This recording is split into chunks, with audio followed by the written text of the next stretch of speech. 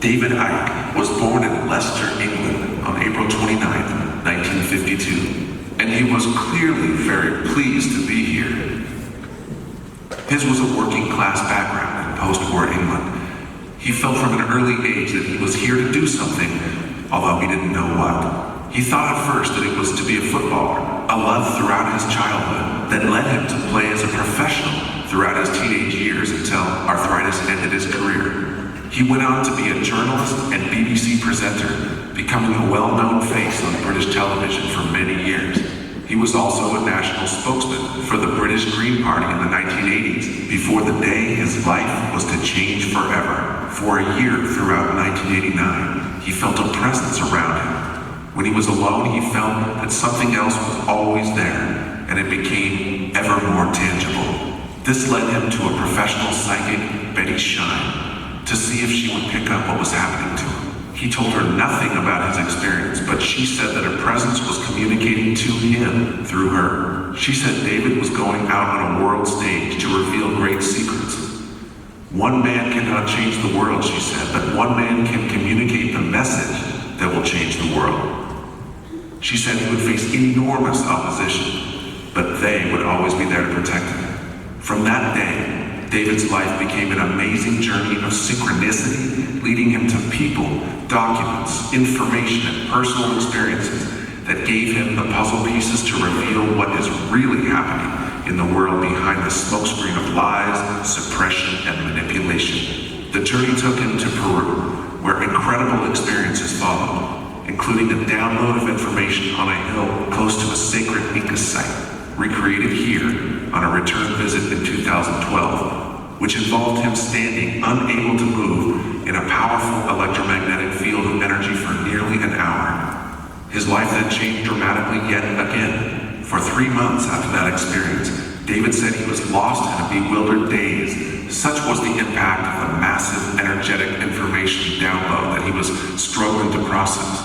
He said it was like a computer freezing with too many keys pressed too quickly. In that same period, he appeared on a primetime BBC television chat show to talk about what had happened, and it led to mass public and media ridicule on a scale ongoing, year after year, that few will ever have experienced. It was historic in its intensity. Just let me say this, they're laughing at you. They're not laughing with you.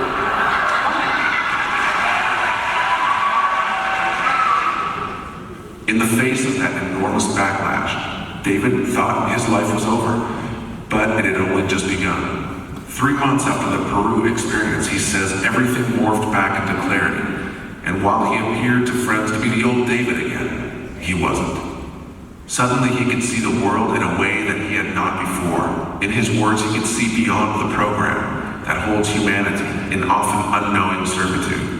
He has crisscrossed the world over and over and written a stream of books that have proved to be extraordinarily accurate in predicting world events and the direction of human society.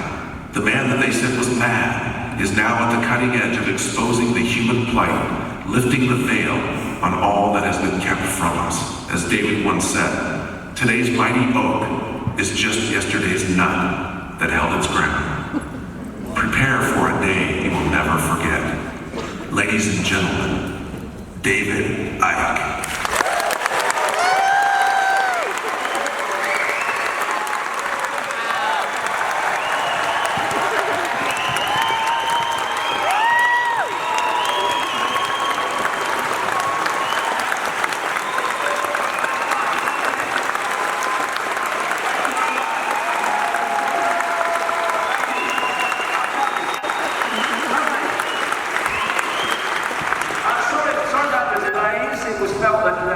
Searches and everywhere today, and not been thought necessary anywhere else in the world, but anyway you deal with it. And it's great to be back in Vancouver, because I have a tremendous affinity with Vancouver, because back in the days when about 2 or 3 turned up and I talked in people's front rooms around America, there was a man here. I want to dedicate this event today to this man. There's a man in Vancouver called Joseph Duggan.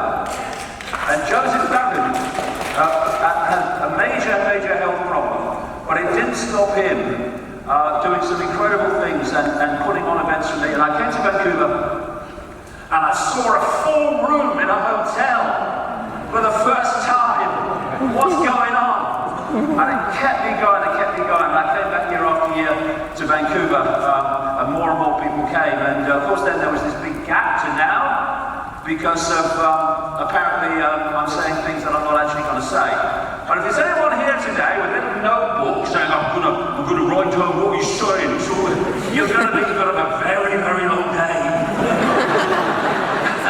And you're gonna be very disappointed. Just fully enough, I'm not saying what they were trying to close this event down, right up to very close to now, for claims for what I'm going to say. And I'd just like to make this point.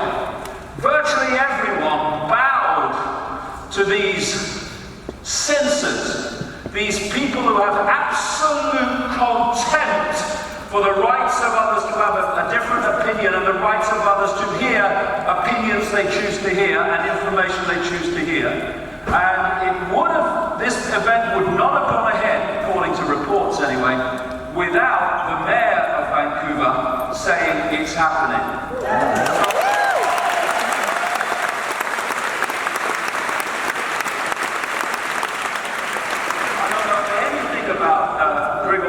I don't know his politics, I don't know his background, but I do know that he has integrity in terms of standing up for the rights of others to have their opinions heard. And but for him, it would not have happened. Good on you, mate.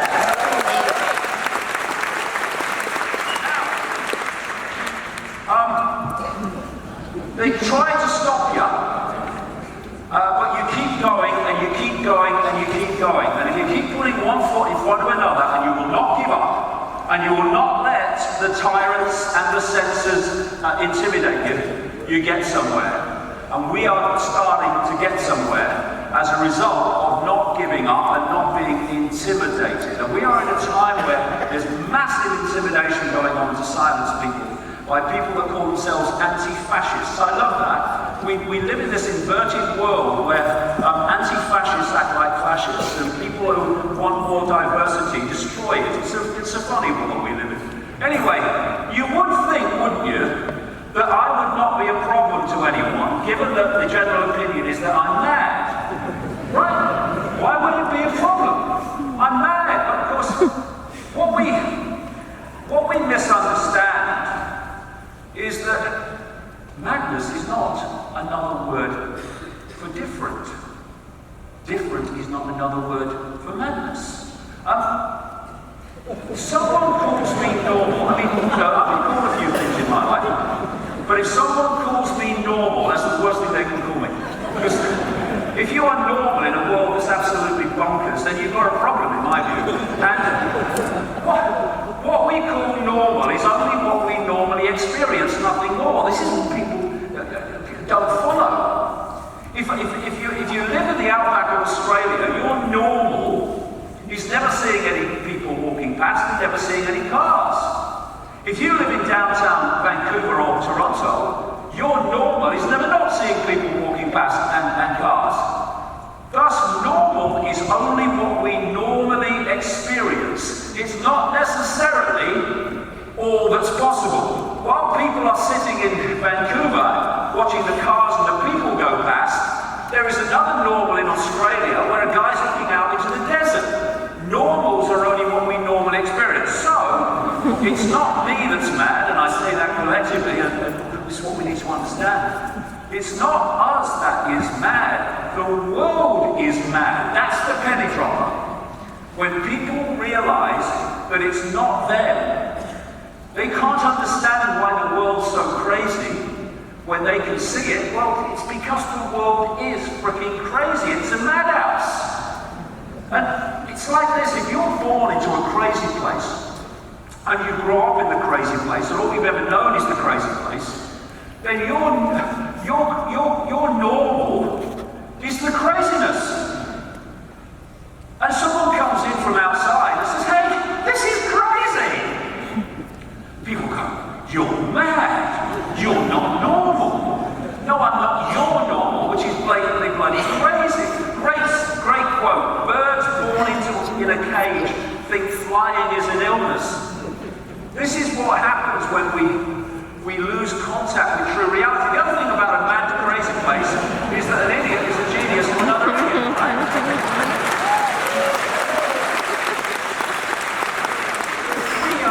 We faint and fawn over these dark suits. And they're idiots. No one's Ethel. No, he's an idiot, mate. Get off your knees. So, what are we going to do today? Oh my God, are we going to go deep in the rabbit hole today?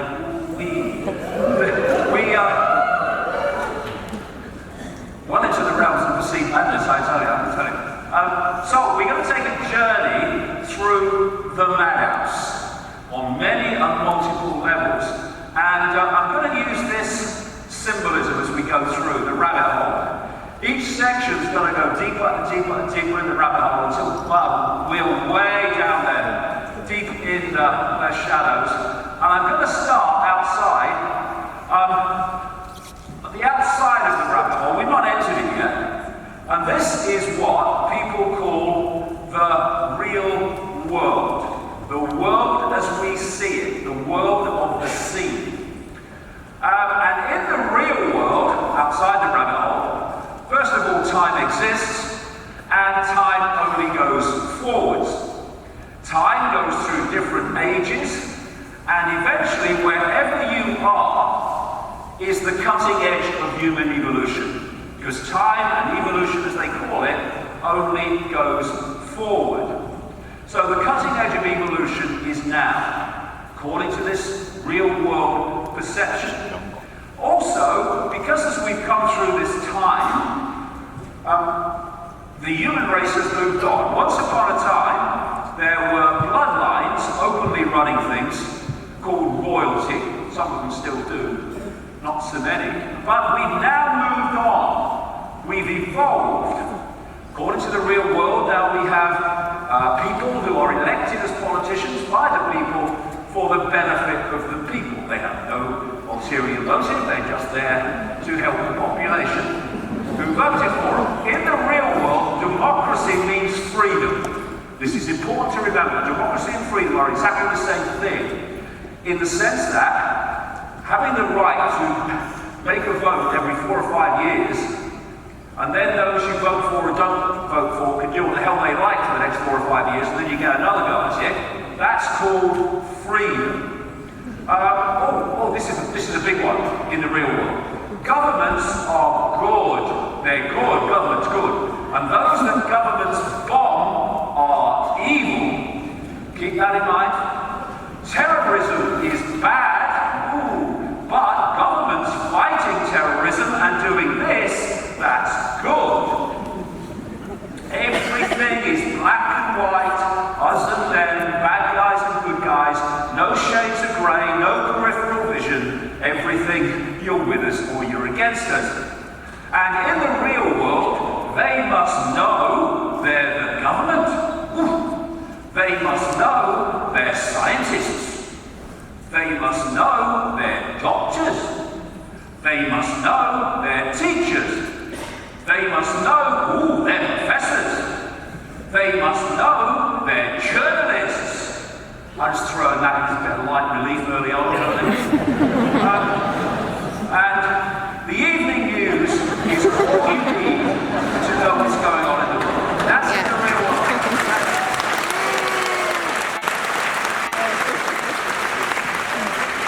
In the real world, life is random. Nothing's connected to anything else. Everything is random.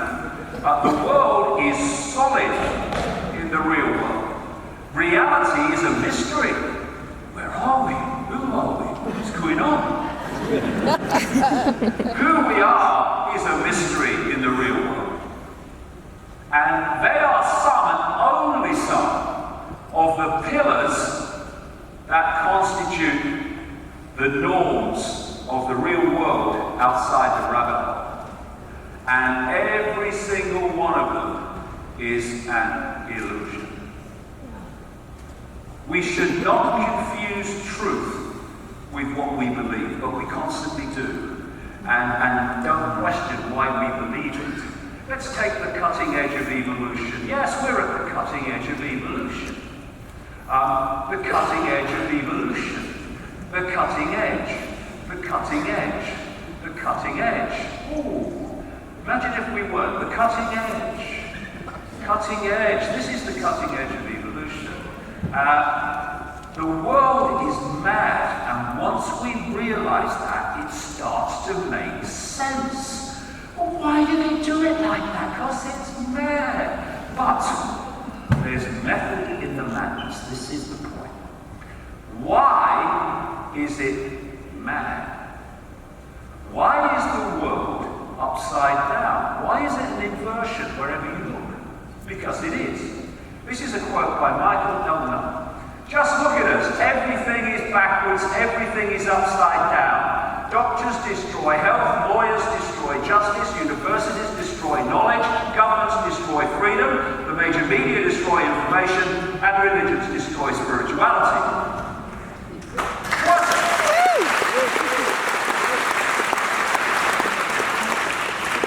He's showing me around, by the way. Could you get him up here? I'll tell you what it is. You know this thing you press, this laser point thing? It's got a little nodule on it. And after 10 hours, you don't half hurt your bloody thumb, I tell you. So he's had a go at putting a plaster around it. So it don't hurt my finger, my thumb. But actually, I can't make it bloody work, so we better take it off and then we carry on. Nothing would be what it is, Alice in Wonderland. Because everything would be what it isn't. And contrary-wise, what it is, it wouldn't be, and what it wouldn't be, it would, you see. This is the world we live in, and it's all happening by chance. And this is a phrase that I use, my dot is the only dot.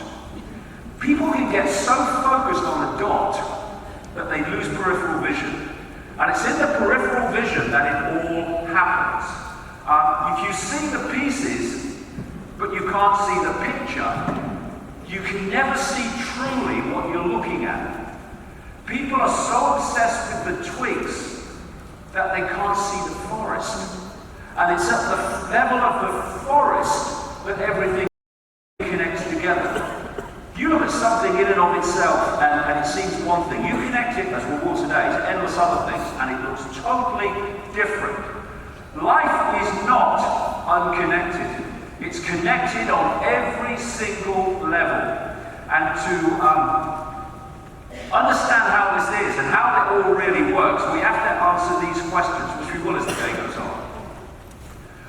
Where are we being taken? How are we being taken there? Who is taking us there, and why? And let's start with the first one. Where are we being taken?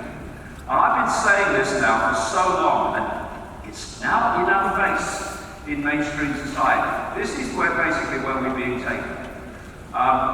Jay, hello mate, can you come on? It's my son, ladies and gentlemen, organising all these things. This is totally fucking true, I know. So this is the structure of where we've been taken and where it's now blatantly we are going, unless we wake up fast. It's a structure which has an elite at the top of about 1%, at its core less than 1%. At the bottom, cheers, Jay. My mate, thanks. There you go, more like it. At the bottom, you've got, this is the idea at the end, that everybody virtually is down there. And I mean people who today will think they're doing well and got a few dollars in the bank and a nice house. If you're not in that 1%, they want what you've got as well. And in between the two, they want a merciless police state, actually military police state, military and police being the same thing at the end, to hold that status quo.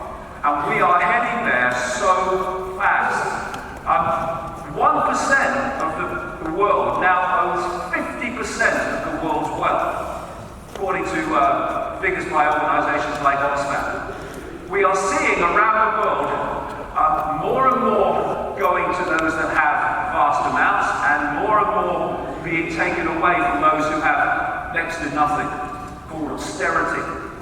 And this is the structure that Hunger Games society, as I call it, will be governed by. A world government, a world central bank dictating all global finance, a world government dictating to every community, a world currency, electronic, no cash, one world currency, a world army to impose the will of the world government. And I say microchip population, that's just to keep it short. When we get towards the end of section 3, and I get into the technological revolution, well, it's not just microchipping. Under that, they want a series of unions. We have the European Union, of course, very much advanced. Under that, nation states, which they want to break up into regions, and then under that, people.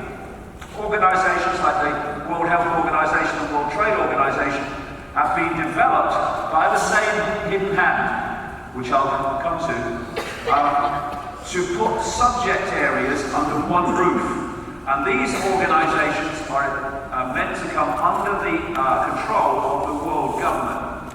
And anyone that used to see me all those years ago, back in the 90s in Vancouver, will know I was talking about it then. And now we're having world government summits to move the world towards that one world centralized tyranny. We have, in fact, a de facto world government. It's called the United Nations Security Council. It's called the G7, G8, G20, whatever bloody number they come up with next. It's called the European Union on the next level down. And the world army in waiting is NATO. So, how are we being taken there? And this is where we take the first step into the rabbit hole, into the realm of secret societies, semi-secret organizations, and indeed, organizations and agencies that we see in the public arena. The world is structured and controlled centrally by something that can be very well symbolized as a spider's web. In the center is the spider, and the nature of that spider I'll come to in part 3.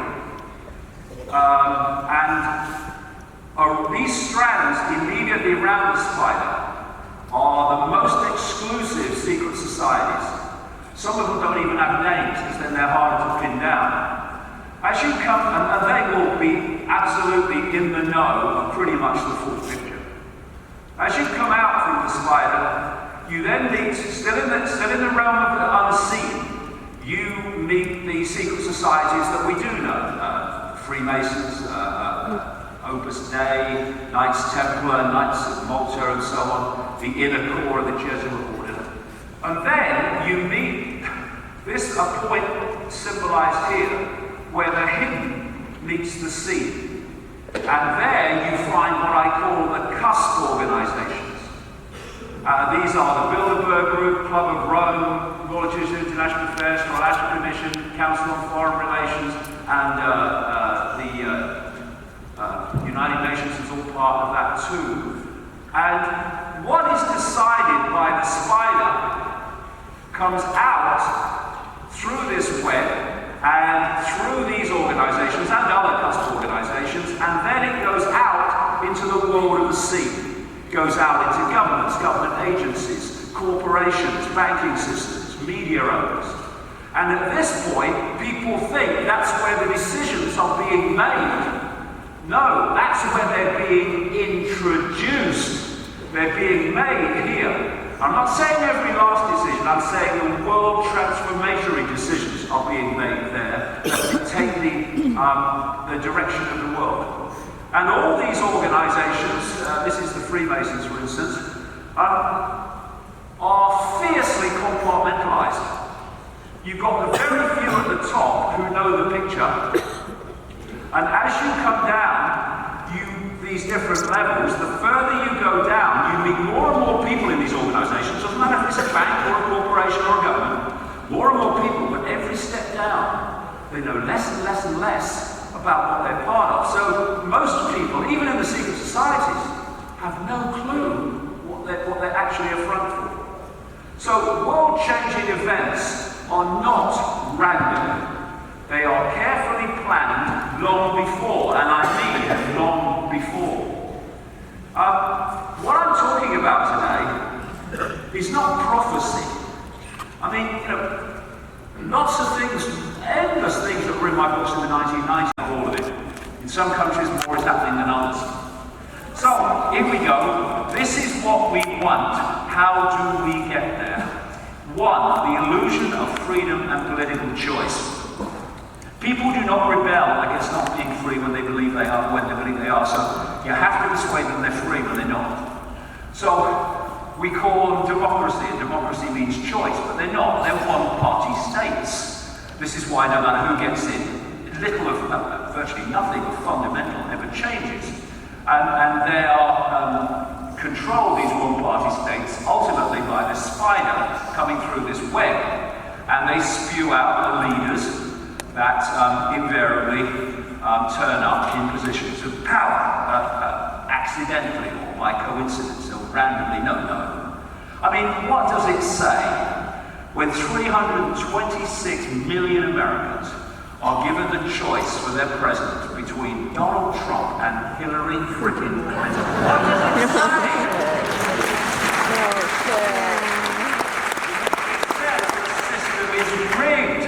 And all these politicians, no matter what the country they spew out and put in positions of power, are all standing on the postage stamp consensus, unchallenging it. This is giving you an idea. I'm not going to read the whole thing. This is from a guy called Mike Froman. He's a former Citigroup executive.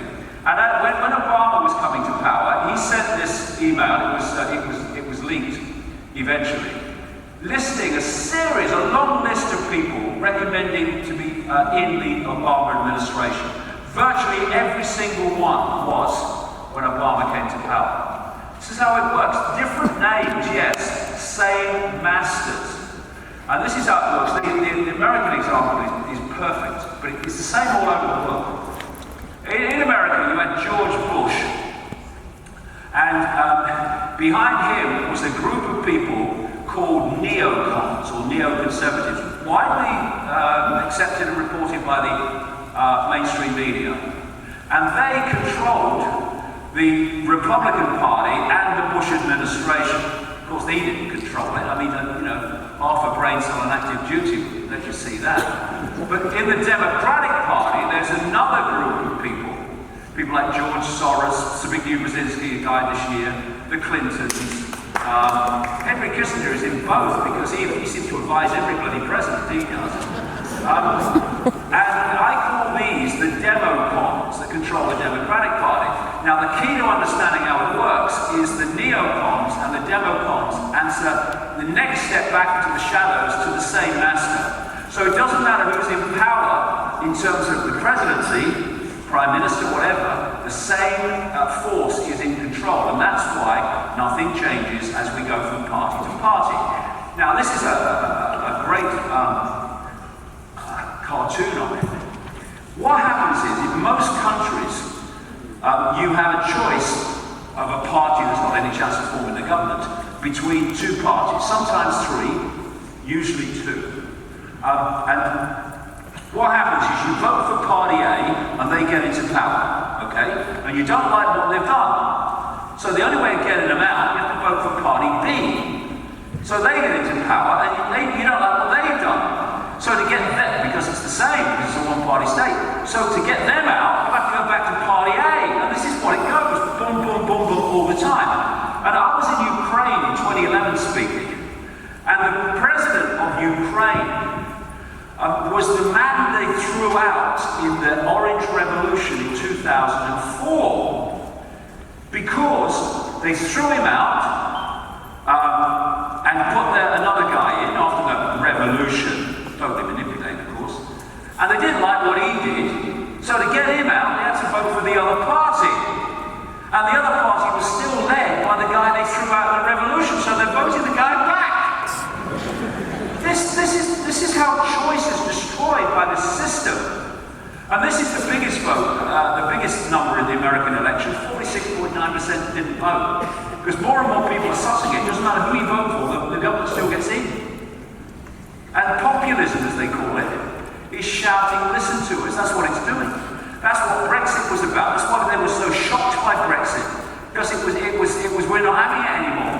And sometimes you have the right as the focus of the populism, as they call it. In other words, voting against the establishment as they perceive it. And sometimes with these parties, like one in Croatia, this one in Iceland, they vote for the left as the populist alternative. And what they've started doing, because it's all a mind game, and they're very clever, they're not wise, but they're clever, is they started to manipulate this anti-establishment idea, and they got Trump in by making him look like he was anti-establishment. And he was going to drain the swamp, and the first thing he did was hand the American economy to Goldman Sachs. Well, when you swim in the swamp all your life, are you going to drain it? I'm not sure you are. This is a new road sign in America. It's the Trump turn. Record-breaking U-turns on what he said he would do in office. And Trump, see, people focus on Trump. It's not about Trump. And it's not about Obama. And it's not about Bush. It's about that which controls them all from the background. That's where we need to be looking. And all this, oh, is it Trump? Is it Clinton? Russia? Oh, migrants? Oh, there. Where are we not looking when we get caught there? Where the real power is. That's what it's all about, diversion. But still, you get Trump supporters and anti-Trump supporters fighting each other. My mask on the same face is better than yours. Have this, bang, thank you. And it's what it is. All the time I see, and when I get into part 2 and I'm looking at reality and I get into the electrical nature of reality, the electromagnetic levels of reality, I'm talking literally. These different factions in politics, for instance, they set up electrical circuits in which they empower each other. So you have the target of the resistance, and you have the resistance, and they create an electrical circuit between them. They empower each other. They need each other.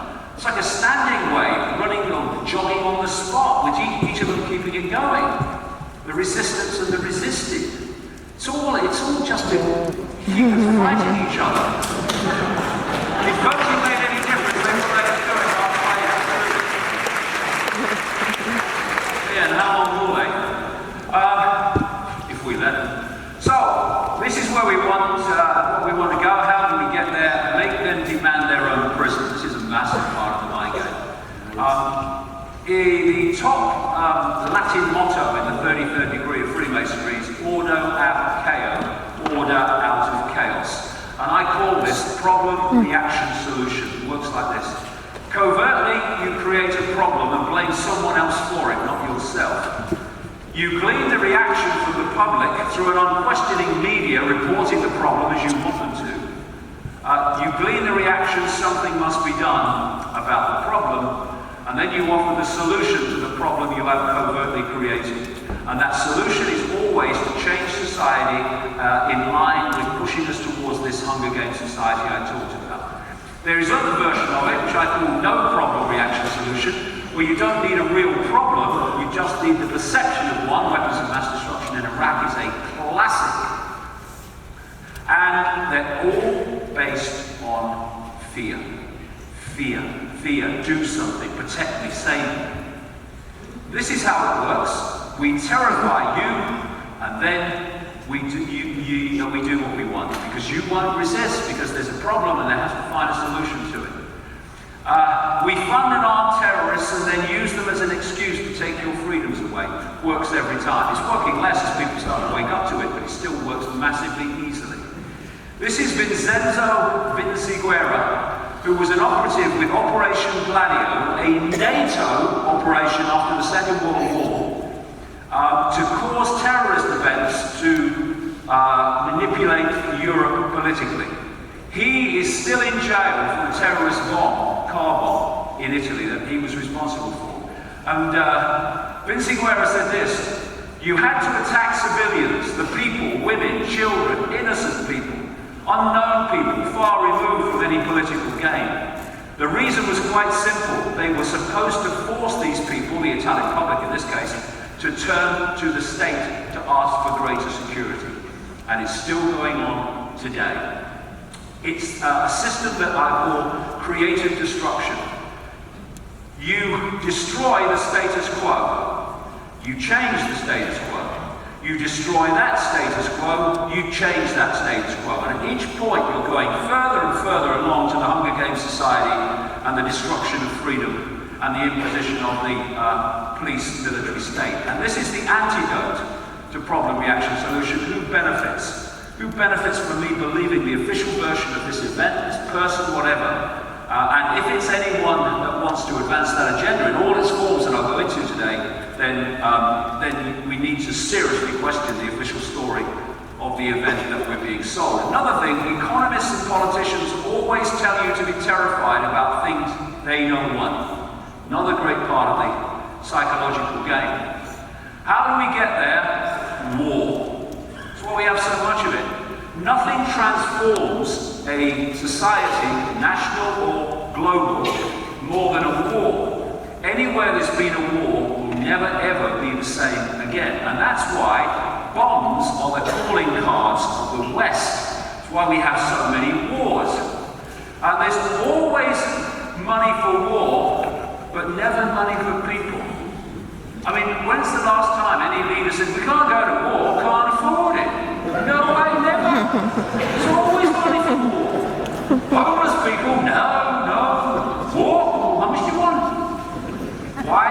Because it is society changing. That's what it's there for. Cruise missiles, this is the attack based on a lie on Assad in Syria. Cruise missiles times 60, 100 million. Mother of all bombs on Afghanistan, 16 million, but at least he'll sleep safer in his bed. This is from this week. America tests the most dangerous nuclear bomb ever produced. F-15 drops $1 trillion super nuke.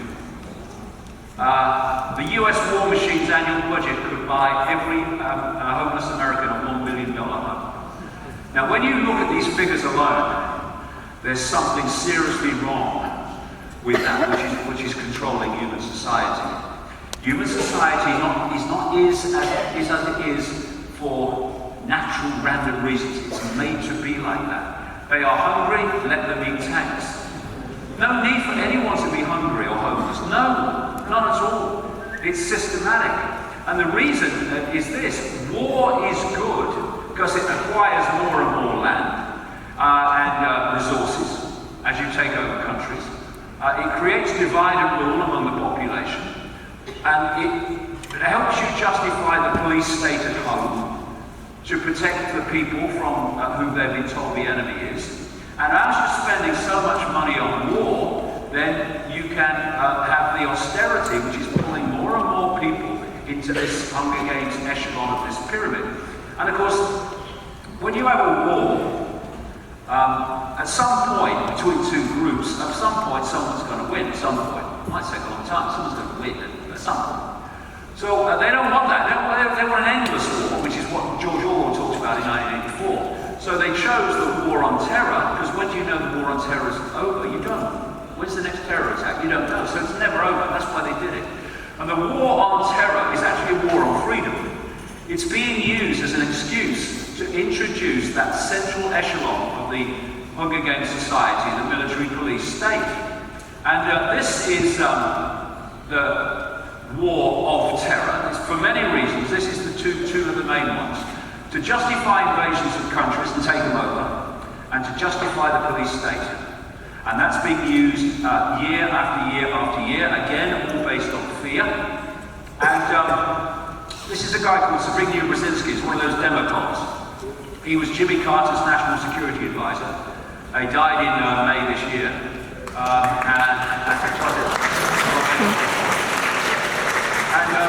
Zbigniew Brzezinski, when he wrote a book saying this is what I think should happen, he is telling you what is going to happen.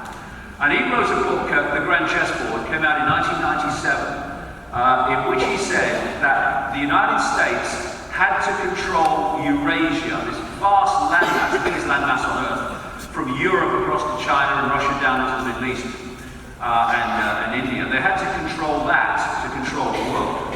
And We're going to come back to that map shortly, but we've been on a little dot connecting trip. In September 2000, an organization in America, the Project for the New American Century, published a document saying that it wanted America to fight multiple theater wars and regime change in a series of countries. They included Robert Kagan and William Crystal, the founders of the organization.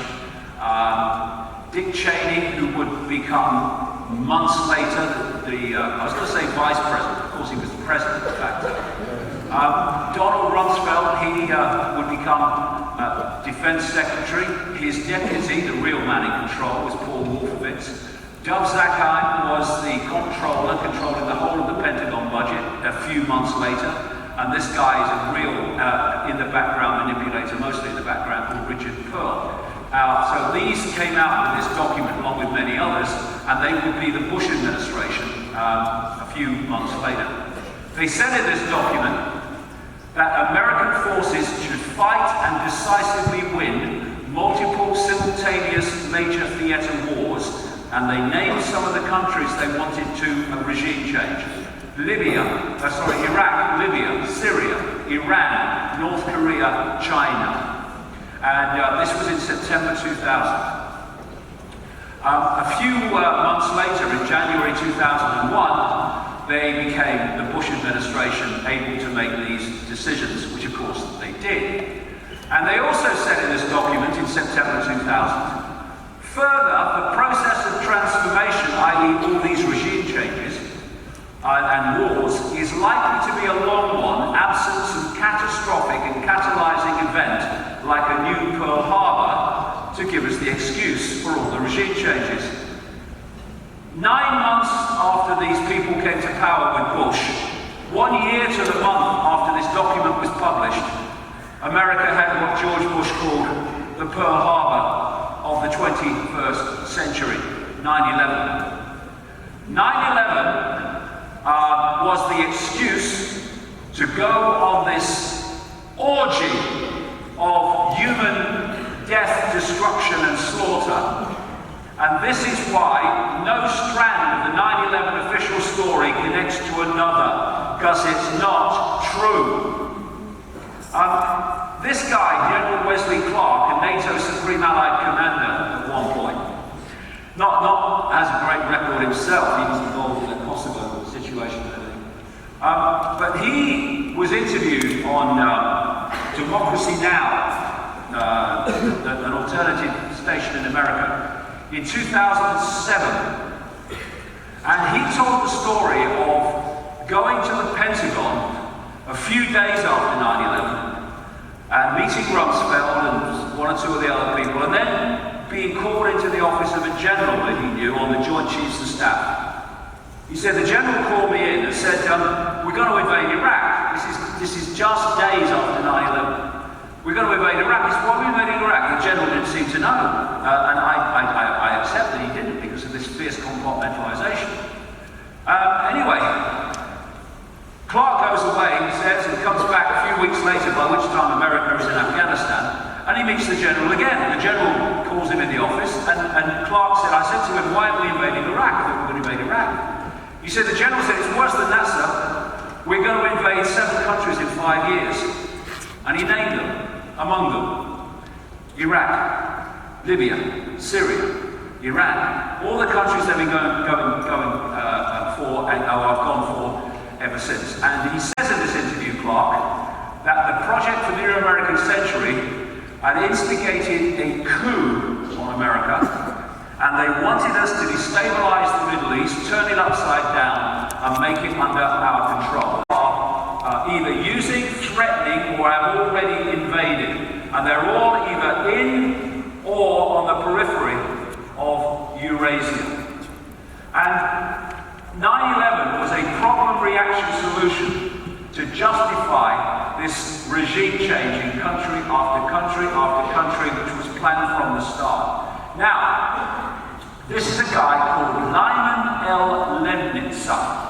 He was the chairman of the Joint Chiefs of Staff in the Pentagon during the Kennedy administration in 1962. And what I'm about to describe was stopped by Kennedy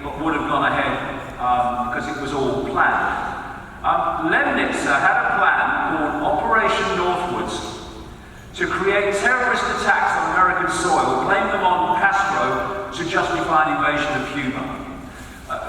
Does this sound like 9/11 and what's happened since or not? This is James Bamford in a book called Body of Secrets about the National Security Agency.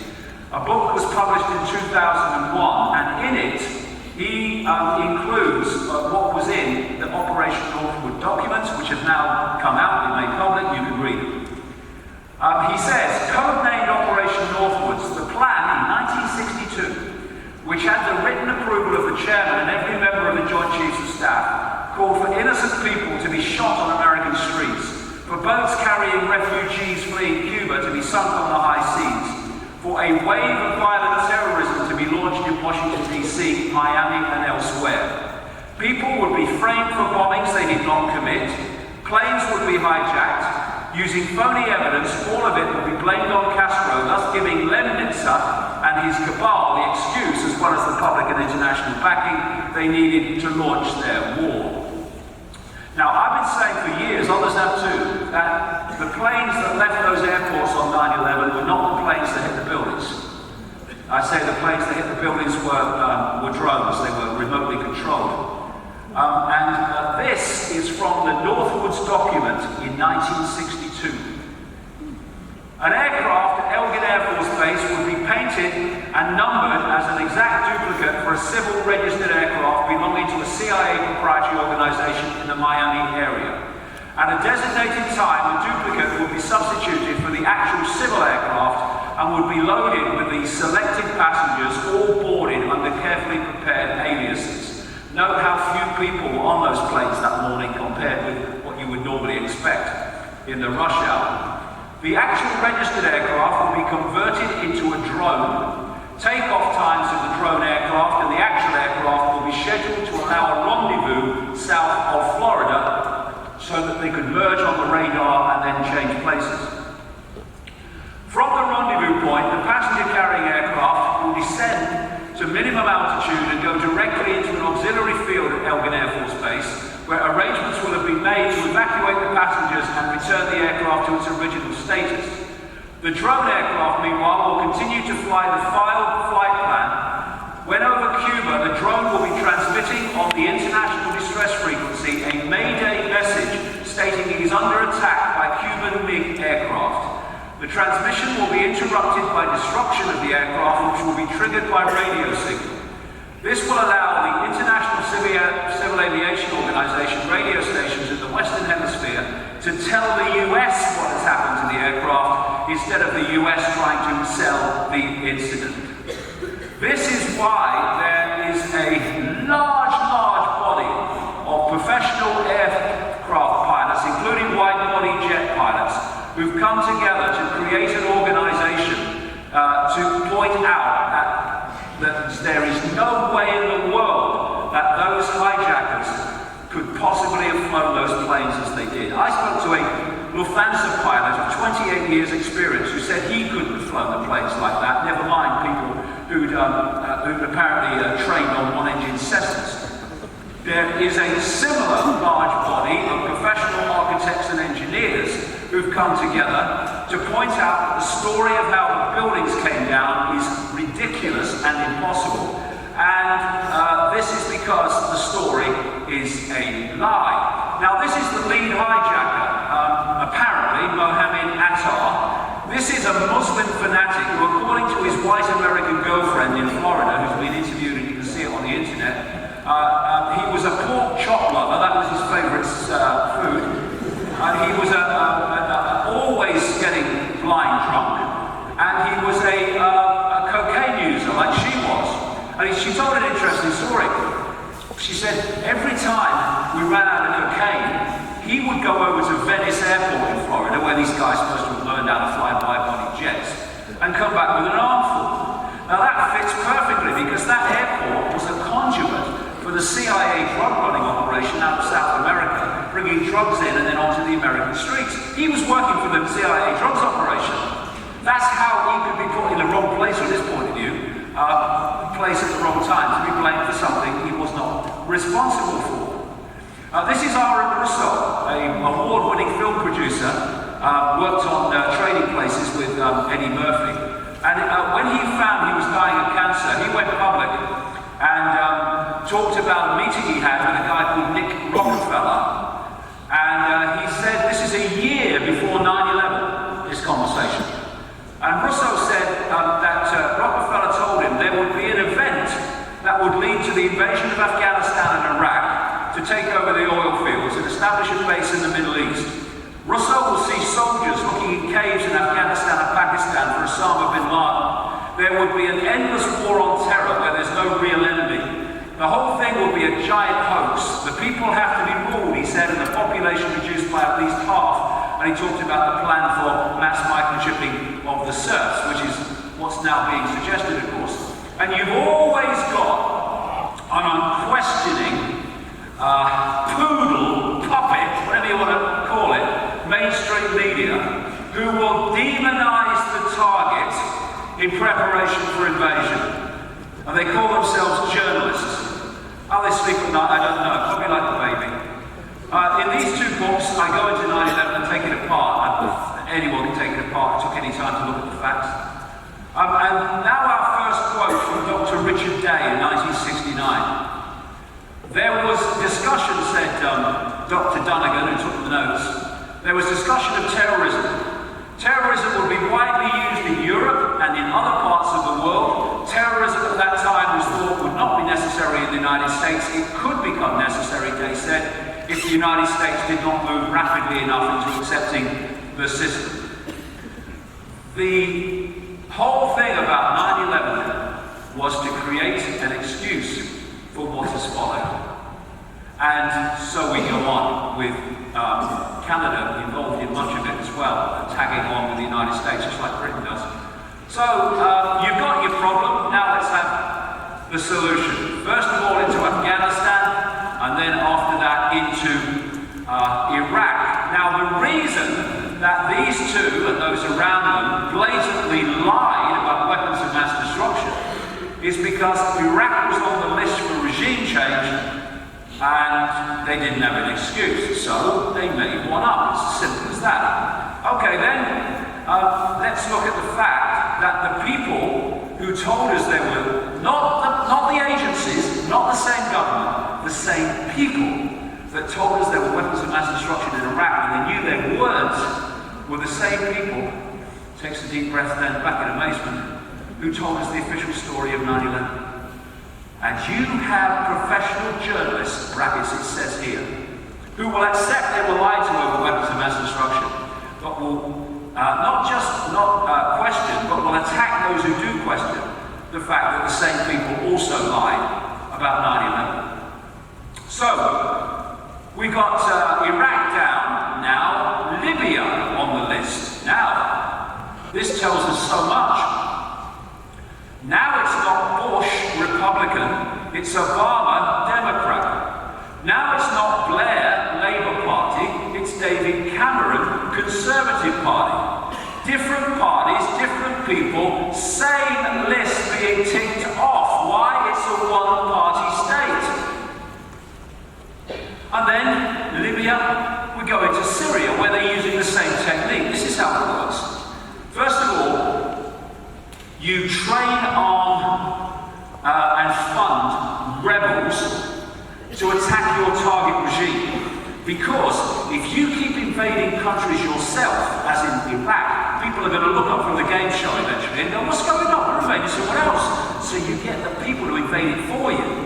And what happens is, they then start attacking the regime. Everyone's quiet. And then the regime, whichever it is, fires back. They cannot get a microphone quick enough now. He's killing his own people! Gotta send the boys in to pepper bomb the innocent from the air to protect them from violence. That's what they said in bloody Libya, pathetic. So now they're into Syria. Same freaking people. And a lot of the rebels in Libya, once Gaddafi had gone, will move to Syria with their weaponry to do the same. And this is, Britain is so much at the centre of this. Not the government of Britain, this is still a puppet. I mean, This web has major centres of control in Britain, for historical reasons. This is former French Minister for Foreign Affairs, Roland Dumas, on French television.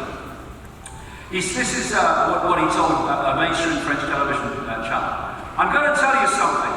I was in England 2 years before the violence in Syria on other business. I met with top British officials who confessed to me that they were preparing something in Syria.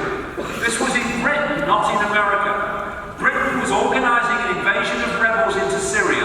They even asked me, although I was no longer Minister for Foreign Affairs, if I'd like to participate. Naturally, I refused. This operation goes way back. It was prepared, preconceived, and planned. Because if you're going to pick off regimes, you have to find a reason for it. You had, of course, the Arab Spring. The Arab Spring, that worked out well for Arabs, didn't it? The Arab Spring. It was going to bring freedom to the whole of the Middle East. Yeah, that one worked out. Never meant to. Hello, George. George has arrived. George Soros, the billionaire financier. He has an organisation, a series of organisations called the Open Society Foundations, which go off in this vast global web of funding. Very famous and infamous with anyone who's researched this, with being behind colour revolutions like the Orange Revolution in Ukraine, the Rose Revolution in Georgia, and so on. Keep it simple, give it colour. And also the manipulation of the Arab Spring. You only need a few people, pump-priming people, to start it going, and everyone else follows on, thinking that it's a genuine revolution, when actually it's just regime changing. I mean, look at Egypt. They got rid of these people, horrible people, yes, but who took over? A vicious military regime, this guy Sisi. And this is but back in the subconscious are other, like self-contained compartments, like honeycombs, where they are programmed to do certain things, assassinate someone, terrorist attack, sexual abuse, whatever. And they are then given a trigger word or a trigger code, a trigger sentence, whatever it is, and that front alter disappears into the subconscious, and the program alter comes forward and carries out what it's programmed to do, becomes that person's conscious self. We need to be aware of that because it's massively used. It's a perception deception. The whole thing's a perception deception. We have to be totally aware of that and not buy the lie. How do we get there? Well, this is this World Army Police state, this middle strata that I'm talking about, to hold the status quo and impose the will of that on them, the rest of the people. If you look at the American military budget, this is nothing like it really is. This is just one graph. 596 billion, and then you've got all these others, 7 countries, including China and Russia, compared with that. Oh, they're a danger to us. That don't even get to the American military budget. The US military is in 147 countries now, and they have carved up the world into a series of commands, including AFRICOM, NORTHCOM, domestic North America, SOUTHCOM, CENTCOM, the Middle East. And this is not actually, ultimately, the structure of the American military. What's happening is they are preparing for the world army to take over, controlled by the world government. And this is the structure, or one of them, of the world army. And it's just the American military now, not forever it's not. And the North Atlantic Terrorist Organization, this is the main body that is designed to be expanded into the world army with others. And that's why I said in a book in the mid-1990s, watch for NATO operating outside of the North Atlantic. And now it's all over the place because it's meant to be the world army. Again, even in Europe and Britain, where you used to have Bobby walking down the street with his helmet on, and that was it when I was a kid. Now British police are more and more looking like this. And the reason the police are looking more and more like the military is because there's a fusion going on to eventually be a military police force where both are domestic and military. And in America, you get local police forces going around in tanks because of this transfer of military equipment, which Trump has just re-instigated this week. What What are you doing with a tank in a local police force? But this is what's happening because of this militarization that's the police state that's unfolding. This is in Britain. Armed forces will patrol streets in armoured vehicles to protect Britons from ISIS attacks over Bank Holiday weekend. This is a recent story. And now they're bringing in drones, armed drones, to do it from the sky. Border Patrol launches program to scan the face of every person leaving, not coming into, leaving the US. Story from this week. The laws go on increasing to give this police state more and more power to impose themselves on the population. And we're asked to believe that all of this extraordinary level of surveillance and control is about terrorism. That we're having children, not least in America, going in some schools through airport-like security to get to school. And it's all preparing them to accept this as their normality. Again, the mind game. You know, I was born in the 50s. I saw what it was like then. I see what it's like now. I see the dramatic, stunning changes taking place. People being born now or growing up now, this is their normal. This is their normal. And it's enormous. It's enormous credit to young people, those young people who've come through what is the most programmed and psychologically attacked generations of ever, probably, with all the technology, and they've still seen it. They've still seen through it. That shows the power of consciousness over programming. If only we would allow our consciousness to manifest. End up in Canada. You're right. And what they did was pick up this one child and exploit him mercilessly to emotionally open people's hearts to mass migration. And what they had was people in Germany who were clapping the migrants off the trains because all those migrants, to them, was that little boy on the beach that went all over the world. And of course, what's happened since gives you a better idea of what it was all about. Because the vast majority of migrants coming into Europe are not fleeing war. I'm the first person. Open the doors for people fleeing war, people fleeing violence, people fleeing all these things. What they're bringing in is systematic. You don't have to do the research. You see the same organisations behind it, behind all the other stuff. They're bringing in vast numbers of adult young men, and it's causing great turmoil, which is what they want, because another part of this is not just changing cultures in Europe, it's about divide and rule. I've been saying in my books, and I've been saying on this world tour, they want civil war in Europe between migrants and indigenous population. And I've been saying, how ironic now and appropriate, they want a civil war in America on the basis of race and on the basis of far right against far left. And that's not prophecy, that's just knowing what was planned. So we have to take a step back here and pull out of this polarity, us and them, and realize that the mass of the migrants and the mass of the indigenous population are being played off against each other by the same force that wants it. This lady is elite control to her DNA. And Germans have gone, what was she doing opening the door? Not just to people rightly who are fleeing war and fleeing persecution, but anybody. What? Of course, she's paying the price for it in Germany now. She comes on an election campaign. But why? She was Person of the Year. Then you come into America, leaked Soros in Europe too. Leaked Soros memo, refugee crisis, new normal, gives new opportunities for global influence. That's how they see the migrant crisis in the networks of Soros. Then there was this local television news station in America who exposed that Soros and others connected to him have a plan to flood cities with migrants to change their cultural makeup on purpose. And this is Viktor Orban, the Prime Minister of Hungary, where Soros comes from. They're a big ding dong now. This Orban sussed it. His name is perhaps the strongest, talking of Soros. Orban says his name is perhaps the strongest example of those who support anything that weakens nation states. They support everything that changes the traditional European lifestyle. Why would Soros be interested in doing that? Because it's the agenda.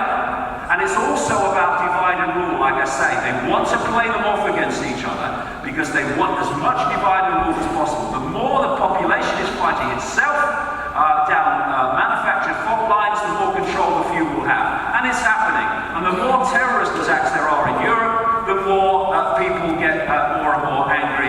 Not just with people who do it, but with everyone. Because people start thinking in groups instead of individuals. Surging into community confrontations in France means civil war is inevitable. That's from the French police chief. Thousands take to the streets to protest Germany's immigration policy following week of bloody violence. What it's doing is playing the slaves against the slaves, so the slave owners can control as a result of that conflict and division. He wants a race war. And again and again, he is funding these organizations. And he's just like Brzezinski. When Soros tells you what he thinks is going to happen, he's telling you what his plans are happening. And here he is in June 2016, getting on for 18 months or so ago, or a bit less. George Soros predicts riots, police state, and civil war for America. He knew it was coming. It's what Charlottesville's about. Playing off one extreme against another so everyone in the middle gets pulled in. And petition, this week the story is, petition to declare George Soros terrorist and seize his assets gained 70,000 signatures in the United States.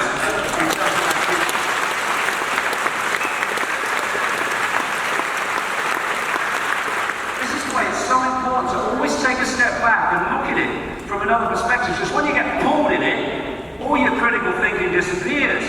Look, pawns fight over a puppet. Our mask on the same face is better than yours. All lives matter, all of them, irrespective of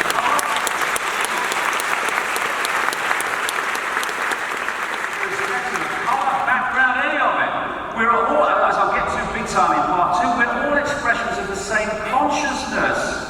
All this race and religion and income bracket and self-identity with phantom self, it's to be played off against each other. We're all one consciousness, having different experiences. And if we come from that perspective, all these fault lines disappear. How do we get there? Create and control money. Classic. Rothschilds, we are the banking system, came out in Germany. This is Nathan Rothschild, who built the Rothschild Empire in Britain. Icke, not what puppet is placed on the throne of England to rule the empire on which the sun never sets. The man who controls Britain's money supply controls the British Empire, and I control the British money supply. Give a man a gun and he can rob a bank. Give a man a bank and he can rob the world. Give the man the banking system. Give a man the banking system and he can control the world. And if you think about it, people get up in the morning all over the world and you say to them, what would you like to do today? What would you like to do with your life? Their reply is invariably not what I'm going to do today, what I'm doing with my life. And then you say, well, why aren't you doing what you want to do? And the reply will invariably, I don't have the money. Control the money and you control freedom on the basis of even basic choice. Now this spider controls the banking system. We may see different names of banks and banking organizations. They are controlled by the same network. The IMF, the European Central Bank, the World Bank, the Federal Reserve and the national central banks of the world are all connected and all controlled by the same spider. And this is one of their major conduits. This is the private Bank for International Settlements in Basel, Switzerland, where the heads of the central banks, including the Central Bank of Canada, meet regularly to coordinate policy.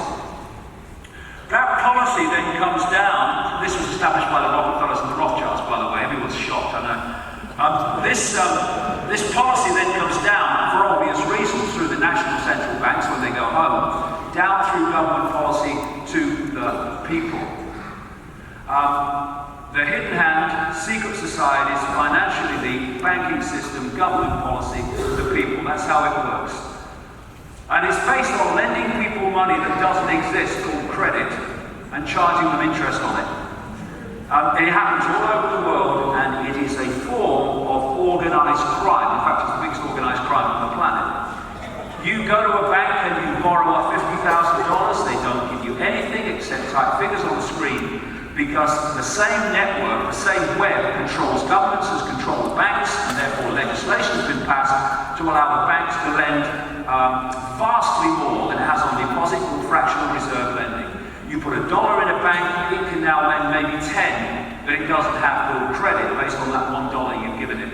And in this way, they have taken over the world. The reason 1% owns 50% of the world's wealth, one of the major reasons, is they spent decade after decade exchanging fresh air credit, figures on a screen, for wealth that does exist. Land, houses, businesses, resources, and so on. This is how it's done. I lost my home, I couldn't pay back money that doesn't exist.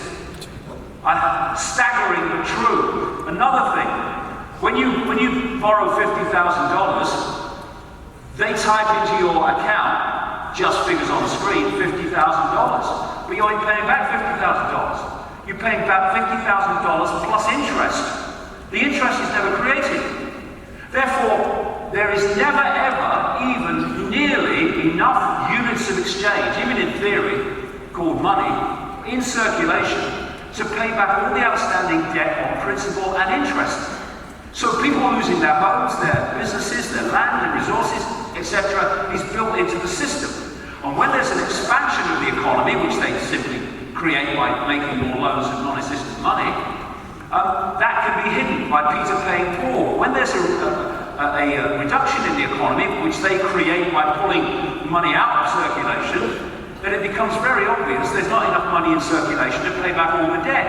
That's when you have mass foreclosures. But we got anti-establishment Trump with more billionaires in his presidency than ever before. While there is a war on the homeless, this is the Hunger Games society unfolding. The idea is to crush people into compliance and control. And I've been emphasizing for years to people who don't think this applies to them, people who think they've got enough money in the bank in a nice house. If you're not in the 1% or less than 1%, they want what you've got as well. And they're targeting more and more what we call the middle class for this reason. This is a story from this week. Huge companies are already bleeding the middle class dry, so why do we want to give them tax cuts? Well, the web does. And the idea of targeting the middle class and then beyond them is to make everyone a slave to the 1%. Now, up to this point, when banks have collapsed, there has been a hosing of vast amounts of money to bail them out, bailouts. The way they want to take money, or one major way they want to take money from people who are fine now, is through something called the bail-in, which started with the banking crash in Cyprus in 2011, when the banks were not bailed out. They had permission to go directly to the accounts of their customers and simply take the money. Customers lost something like 80% of what was in their account if they had enough. Never seems to be seen again, because it's a bail-in. And once that was established, the bail-in is becoming more and more universal globally, where you create a financial collapse and then you go directly to the accounts of the people in the banks, bail the banks out, and you take their money. People say, or thought once money was safe in the bank, that you just an unsecured creditor with money in the bank if the bank collapses. And what we're seeing now around the world is a recurring theme of governments going direct to the people's bank accounts and just taking money. Austria just announced a 54% haircut. Haircut is code for this bail-in, taking the money from bank accounts, of senior creditors in the first bail-in under new European laws, which were brought in after Cyprus. Taxman's plan to covert raids on family bank accounts is branded illegal, extremely worrying and excessive as the way things are going. Belgian government applies retroactive tax and removes funds from citizens' bank accounts. Australian pensioners and savers have bank accounts raided by government. It's a universal theme. And watch this, the derivatives market, which is supposed to be worth trillions, but is worth about 2 and 6 if you stay in England when we had a different kind of money. It's fresh air. It's loads of people owning the same thing, thinking they're the only people that own it. When that crashes, you'll hear it on Mars. We want it all. This is the point. This is why we're in it together. We're all in it together, no matter how much money people may have or not have. World's wealthiest 62 people worth the same as the poorest half of the world population combined. And the last figure I saw, some are claiming that that number is down to 6 or 7. They pay no friggin' tax because they control the governments. And while this is going on, they're paying no tax. And this is a thing that I've been going on about now since the early 1990s. The cashless society. The idea is to take out cash and have one global electronic currency, which will be total control. First of all, you will not be able to make a purchase that the government doesn't know about. But secondly, if you go off the Christmas card list of the government, they've only got to recode the computer and you cannot purchase anything. Well, my card won't work. I don't know what's happening. Your card won't work. This is the idea. Control, control, control. And all over the world now, the cashless society is coming in. Oh, and inconvenient. Well, it might be bloody convenient. Prison's convenient. I think they're going to make it inconvenient for you to give your power away. So, how do we get there? This is another big area, global warming and climate change. Fear of the planet dying and all that stuff. These are global warming activists campaigning for their own enslavement. You know the biggest problem, see, you know I mentioned earlier that postage stamp. I'm on the left of the postage stamp, I'm on the right. Yes, but it's still the postage stamp. So the postage stamp's version of reality is all you're hearing. Yeah, I read a left-wing newspaper, I read a right-wing newspaper. Yes, and they're both written on the postage stamp. Get off it, and then you start to see, whoa, there is another way of looking at this. Martin Luther King said, nothing in all the world is more dangerous than sincere ignorance and conscientious stupidity. Very, very true. And if you look at George Soros, right, he's a billionaire, and I suggest a very, very unpleasant piece of work, but he funds progressive so-called, mostly so-called liberal groups. There was a democracy spring. I mean, his network was behind the Arab Spring. And last year, 2016, was it? They had a democracy spring when they were. James Lovelock, he was a major figure in the Green Movement, a god of the Green Movement in the 80s. He came out, then he actually got the postage stamp and had a look. And now he's saying, actually, it's bunk and just a religion that doesn't stand up to scrutiny. Creator of the Weather Channel, John Coleman, global warming is a nonsense. And look at the way they use the words. If you are a scientist who supports the hoax, scientists who support the climate change lie are scientists and climate experts. Scientists who expose it are called skeptics and deniers. And that deniers, of course, is to mind associate with Holocaust deniers. That's what it's done. It's absolutely systematic. But greenhouse fracking is no problem to the same people that say global warming is a disaster. And yet fracking would emit large quantities of greenhouse gases. So you say, well, what about the contradiction? Well, what about it? Well, there is no contradiction. Because the central point is this. What is good for the agenda to create the Hunger Games society? A belief or use of fracking and the effects of fracking are good for that, for reasons I go into in the books, and a belief in global warming is good for that. So even though these two seem to be contradictory, they are connected by what is good for the agenda. So many contradictions, you see, are not contradictions when you look at will it be good for the agenda or not. Now, very quickly, I did more on this earlier on in the talk, but other things have taken over. I've done a lot of it in the books. One of the things we need to also understand about weather events, which they say it's global warming, is the control they have over the weather now. According to the World Meteorological Organization, at least 52 countries have weather manipulation programs, and the United States program is massively advanced. And I go into it in great detail in the books. It's a military operation, and it's a war by weather. You can destroy countries and take them over simply by destroying them with weather. And all those years ago, Richard Day, in 1969, Richard Day worked on weather manipulation during World War II. He said, in 1969, this is reported by Dr. Dunnigan, took the notes, there was a mention then of weather. This was another really striking statement. He said, we can or soon will be able to control the weather. He said, I'm not merely referring to dropping iodide crystals into clouds to precipitate rain that's already there, but real control. And weather was seen as a weapon of war, a weapon of influencing public policy. It could make rain or withhold rain in order to influence certain areas and bring them under your control. There were two sides to this that were rather striking, Dunnigan said. He said, on the one hand, you can make drought during the growing season so that nothing will grow. And on the other hand, you can make very heavy rains during harvest season so the fields are too muddy to bring in the harvest. Indeed, one might be able to do both.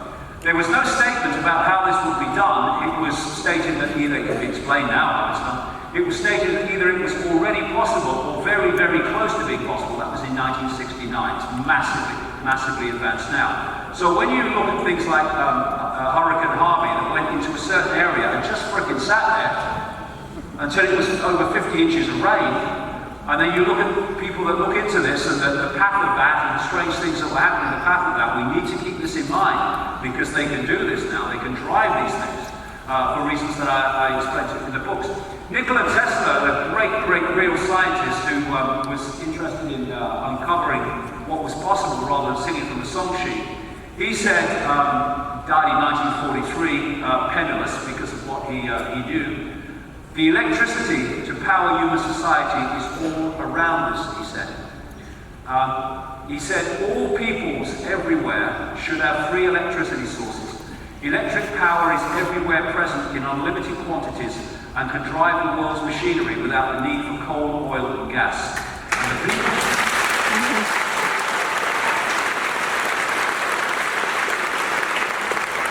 the people who are suppressing this are the same people saying we've got to transform society because of global warming. And when I get to part 2 of the nature of reality, where that electricity comes from will be blatantly obvious. So, how do we get there? We've got our excuse now. We've got our excuse, global warming. We're all going to die. So, what can we justify with it? Well, we can justify Agenda 21, Agenda 2030. Agenda 21 was brought in at the 1992 Earth Summit in Rio de Janeiro, Brazil. And its updated version, 2030, was voted into being by the UN General Assembly in September 2015. And it's being run through the United Nations, just like the climate change hoax. This is what Agenda 21 says in its own documents that it wants to introduce to save the world. An end to national sovereignty. Here we go. State planning and management of all land resources, ecosystems, deserts, forests, mountains, oceans and fresh water, agriculture, rural development, biotechnology, and ensuring equity, equal slavery. The state to define the role of business and financial resources, abolition of private property is not sustainable apparently, restructuring the family unit, here we go, again, children raised by the state, exactly what they want, people told what their job will be, major restrictions on movement, creation of human settlement zones, I'll come to them. Mass resettlement of people are forced to vacate land where they live, it's happening. Dumbing down of education, brackets achieved. Mass global depopulation in pursuit of all the above. And then came Agenda 21 on steroids, Agenda 2030.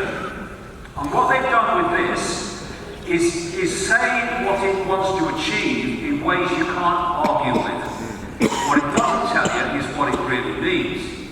So, no poverty, you can argue with that. Zero hunger, ditto. Good health and well-being, quality education, clean water. Who can argue with that? It's not what it means, though. Agenda 2030 is the global centralization of everything. So, if we take zero hunger, who can argue with that? Well, why are they saying that? This is Richard Day in 1969. Food supplies will come under tight control. Food shortages could be created in a hurry and people would realize the dangers of overpopulation. Ultimately, whether the population slows down or not, the food supply is to be brought under centralized control so that people would have enough to be well nourished, but they would not have enough to support any fugitive of the new system. In other words, if you had a friend or relative who didn't sign on, and growing one's own food would be outlawed, this would be done under some sort of pretext. In the beginning, I mentioned there were two purposes for everything. One, the ostensible purpose, and one, the real purpose. And the ostensible purpose here would be that growing your own vegetables was unsafe. It would spread disease or something like that. So the acceptable idea was to protect the consumer, but the real idea was to limit the food supply, and growing your own food would be illegal. Now this is happening around North America, not least using zonal laws, saying you can't grow your own food in your own garden, or even community gardens. This picture is of a community garden being pulled up on order of the state. There's a war on family farms and organic farms, and when they fold, the giant corporations take over. And in 1913, corn was 100% farmer-owned in America. 2013, corn is 95% owned by corporations and 90% GMO in the United States. We're now seeing that the mega merger of companies like Monsanto and Bayer, I think there are people fighting that, and it's centralizing control of food production, exactly what Richard Day talked about was going to happen. Kissinger said, control oil and you control nations, control food and you control the people. But control water and you control them even quicker. So clean water and sanitation, who can argue with that? But what does it mean? It means the centralization of power and control of all water supplies, and it's happening. Control the water and you control the people even quicker than food. In Oregon, they're claiming the state owns every drop of rain. This is a story about a couple forced to destroy a 40-year-old pond on their property because the government owns the rainwater. This guy, the Nestle CEO, infamously said that water is not a human right and should be privatized. US law ends private property rights, all water to be controlled by government. This is a story from this week. California legislature wants to tax drinking water for the first time in history. The new water barons, Wall Street mega banks, are buying up the world's water. That's what that's really all about. And then we come to this, sustainable cities and communities. They want everyone focused into very densely populated urban areas where they can be under constant surveillance and control, and the rural areas cleared. And what they're doing, this is America again, is they're destroying rural roads, they're closing rural schools, they're destroying the rural economy, and they are forcing people into urban areas. And this is a map from the Simulated Reserve and Corridor System to Protect Biodiversity, and required by the UN Convention of Biological Diversity and Wildlife Project and all that, of the new America. The red parts are little to no human use. The next biggest are the yellow parts, and they are highly regulated use. Only in these areas of green are they defined as normal use, and they are the mega cities of the human settlement zones. America 2050, the Agenda 21 depopulation of rural areas has begun. It is happening on a major scale worldwide. It's a few years ago now that we crossed the point where more people in the world lived in urban areas than rural areas, and it's gone on moving ever since. Urbanization is the new normal for Canada. About 80% of Canadians live in urban areas, I was reading the other day.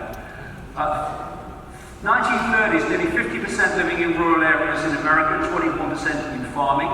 2015, 20% of population is rural and only 2% working in farming. Get them off the land. There are abandoned farms across America because they can't economically survive. And when they fold, worldwide destruction of the family farm, Wall Street's unprecedented land grab. This is a story about the same thing happening in India. It's happening around the world. And these are the companies that buy them up and control the food chain. So when you get them off the land, you bring them into so-called sustainable cities and communities. These are the human settlement zones. they're not meant to be sustainable at all. They're meant to be human dystopian centres. High-rise, tiny apartments where very, very few can live. This is Mayor Bloomberg when he was Mayor of New York, announcing the creation of 165,000 units in New York, and people would live within the yellow lines. 10 feet by 30 feet, micro apartments. This is what they want people living in the mega cities and the human settlement zones. And because I've been going around the world since June 2016, I'm seeing the same thing happening everywhere. It's extraordinary. If anyone thinks it's not a global agenda, they should have been with me since June last year. Because I'm picking these things up around the world. Mini prisons and micro apartments built across America in the name of sustainability. Warning over micro homes that are barely larger than a jail cell. That's in Britain. Micro apartments on the rise in Canada. For developers, good things come in small packages. City officials, developers recommend coffin apartments for the middle class. This is a micro apartment in Australia. I understand why they need them there, because they haven't got enough land, have they? Same here in Canada. Not a micro apartment. See, here's a micro apartment in New Zealand. Guy can touch both sides of it. This is the UN New Urban Agenda Habitat 3 meeting in Quito, Ecuador in October last year, where they're discussing this. And this is a good depiction by an artist called David Dees of the dystopian human settlement zone. High-rise, tiny micro apartments where cars are banned and where people can be under 24/7 surveillance. And when I get into the technological so-called revolution that's going on, these cities will be seen in another light still further. This is what Richard Day said in 1969. Privately owned housing would become a thing of the past. The cost of housing and financing housing would gradually be made so high that most people couldn't afford it. Young people would be more and more become renters, particularly in apartments or condominiums. People would not be able to buy homes, and gradually more and more of the population would be forced into small apartments which would not accommodate very many children. This is how far this agenda is projected forward to what's happening now. Again, a few stories from around the world. Most people in their 20s and 30s will never buy a home. Young people in UK increasingly giving up on owning a home, exactly as he said. Obama's America, 1/3 of millennials broke, single, living at home. This is from Stockholm, Sweden. Our homeless figures rising because of housing crisis. As condo prices surge, young Canadians struggle to buy their first homes. And he goes on in 1969. This is where they wanted to lead. Ultimately, people would be assigned where they would live, and it would be common to have non-family members living with you. This by way of your not knowing how far you could trust anybody. This would be all under the control of a central housing authority. Have this in mind. When they ask how many bedrooms in your house, how many bathrooms in your house, do you have a finished game room? This information is personal and is of no national interest to government under our existing constitution, but you'll be asked those questions. So, how do we get there? We silence the population. When you're dealing with a perception deception and you want to keep from people what you're doing, you have to control the information that people receive. People get their perceptions from information received, whether it's a personal experience or the television news. And it's often the television news that they get their perceptions of the world. So if you're going to control that, you have to silence those who are giving another version of what's happening that contradicts yours. And that's what is happening now with this systematic war on freedom of speech. It's silencing that which is exposing what is going on and why. And they'll lie about what you're saying if they can't get you silenced by what you actually are saying. Wherever you look, people are being silenced. People are being abused for wanting the basic human freedom of free expression. Doesn't matter if it's these internet giants, all controlled ultimately by the same web, or whether it's countries all want to suppress the truth and the free flow of information. These organizations, these web giants, what they've done, this is how it's happened. The idea was to appear to be about freedom, appear to be about free flow of information, until you reach the point of virtual monopoly, which is where Google are, which is where YouTube are, owned by Google, which is where Facebook is. And then once you've reached that point of monopoly, then you start censoring, as you were going to censor all along. And that's where we are now. And these are all controlled by the same force. Google is now openly saying it is suppressing what it calls conspiracy theories, and anything that's not basically in line with general political and scientific belief. And it's doing that because Google is a frickin' monster. It is a monster that is taking the world of communication over, and it is seeking to let you see only what its masters want you to see. Bookmark this, over 400 links to Google doesn't want you to visit. They're all sites, including my own, that are exposing another version of what's happening in the world.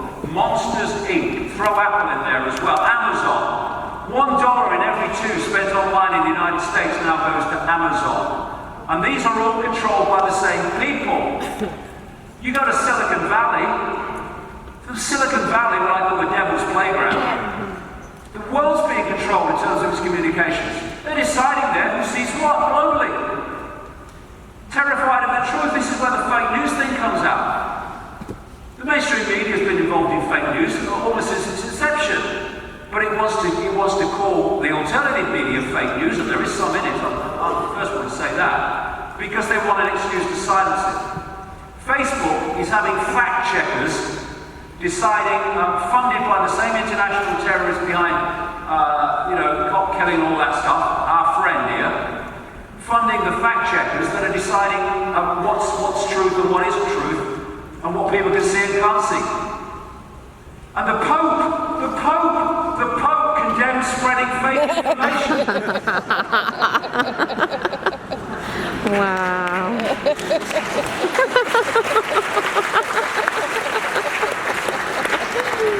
Walking on water, coming back to the cloud. Yeah. It's the Russians. Definition of fake news, telling you what the system doesn't want you to hear. That's why they want to shut it down. The real fake news, of course, is the mainstream media. And this is how the mainstream works. This is Jeff Bezos, who owns Amazon and owns the Washington Post. He did a deal with the CIA, $600 million contract with the CIA, while owning the Washington Post that reports stories about the CIA. This is how it works. But this is becoming the biggest and most profound way that people are being silenced. This is the biggest area that imposes self-censorship, political correctness. You silence each other so we don't have to. And it's another way of getting the slaves to fight the slaves for the slave owners. Political correctness does not legislate tolerance, it only organizes hatred. I cringe when I see hate-filled faces holding banners saying no hate. Do they never look in the mirror?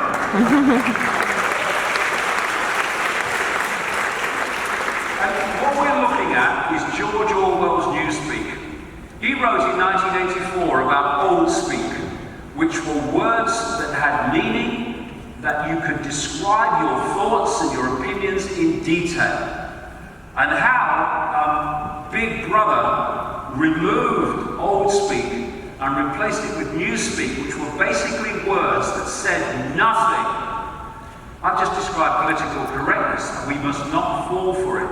A controlled language as a tool to limit freedom of thought and concepts that pose a threat to the regime, such as freedom, self-expression, individuality, and peace. That is political correctness, and that's what it's there for.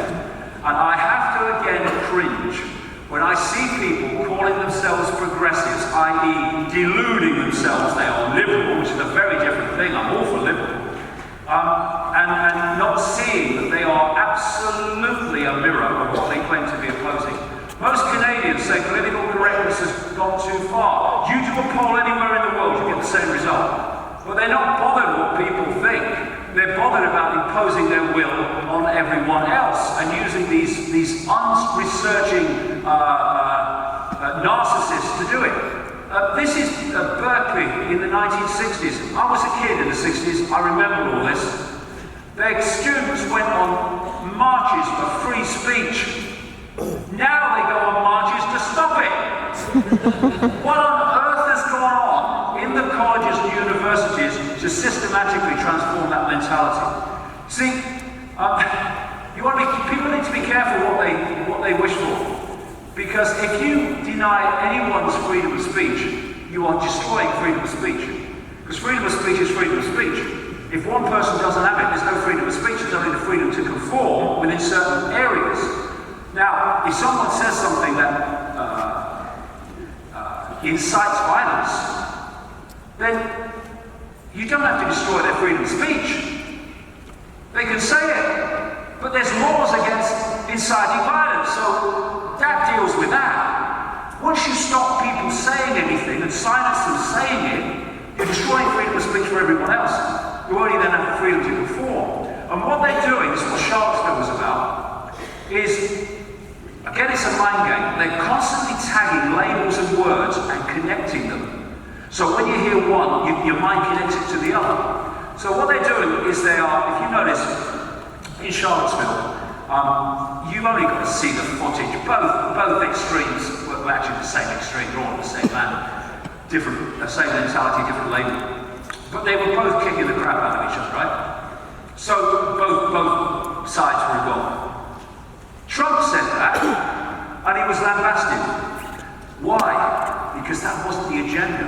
The agenda is that what they call the far right is tagged with demanding freedom of speech. The far left is tagged with being anti-hate. Oh, anti-hate, that's good. But you far right, freedom of speech, you tag the two together. So when someone who, like me, is about as far as from the far right you can bloody imagine, says we need to protect freedom of speech. Oh, freedom of speech? You're a Nazi. That's what they're talking about. It's all a freaking mind game. And that's why Trump was jumped upon, so he wasn't sharing the blame. Oh no, it's the far right, freedom of speech, that's the problem.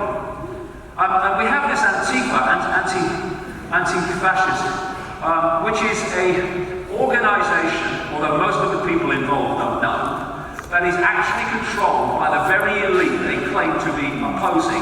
They are a proxy army for this elite to destroy the freedom of speech of everyone else. Anti-fascist fascism.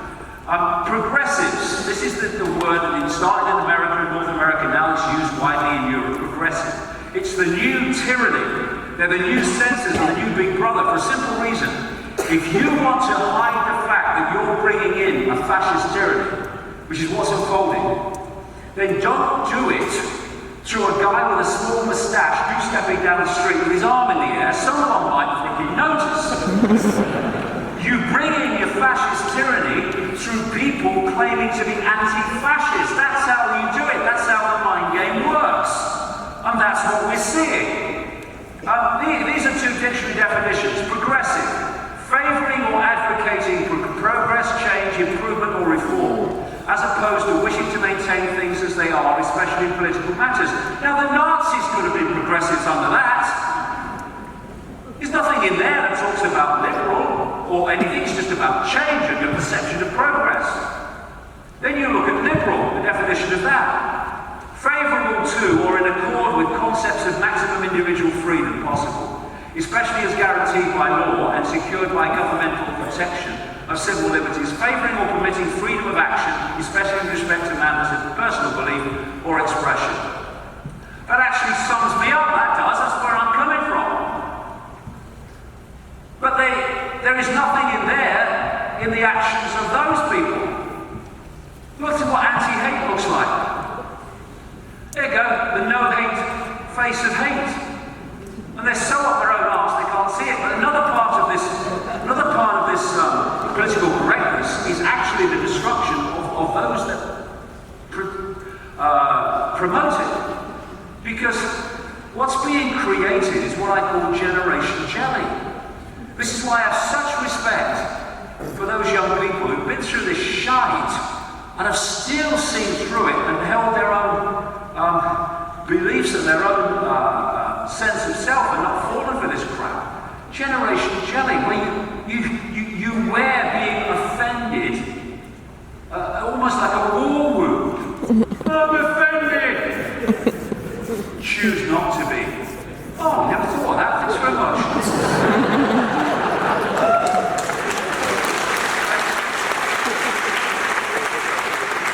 When you get into this mode of fearing your own shadow, because there are many reasons for this, which I go into in the new book, it's quite staggering how they're being played and manipulated. Then you start to look to the equivalent of Big Brother to protect you from what you are frightened about. You want a safe space. I want a safe space! What does safe space mean? It means nothing is ever said or done in that space that you don't agree with. So how are you going to grow as a person if your current belief and perceptions are never challenged? And the other part of it is they want to deplatform people, which is classic Orwellian speak. Deplatform means you don't allow anyone in a university to say anything that you don't agree with. This is fascism. This is book burning in Nazi Germany. And they call themselves anti-fascists. This is a great, well, someone said they don't understand, I don't agree with that. This is a group of people, an American students. They said they were literally traumatized by seeing Trump 2016 written on the sidewalk in their college. I mean, go and live in Syria, go and live in Gaza, and throw the fuck up.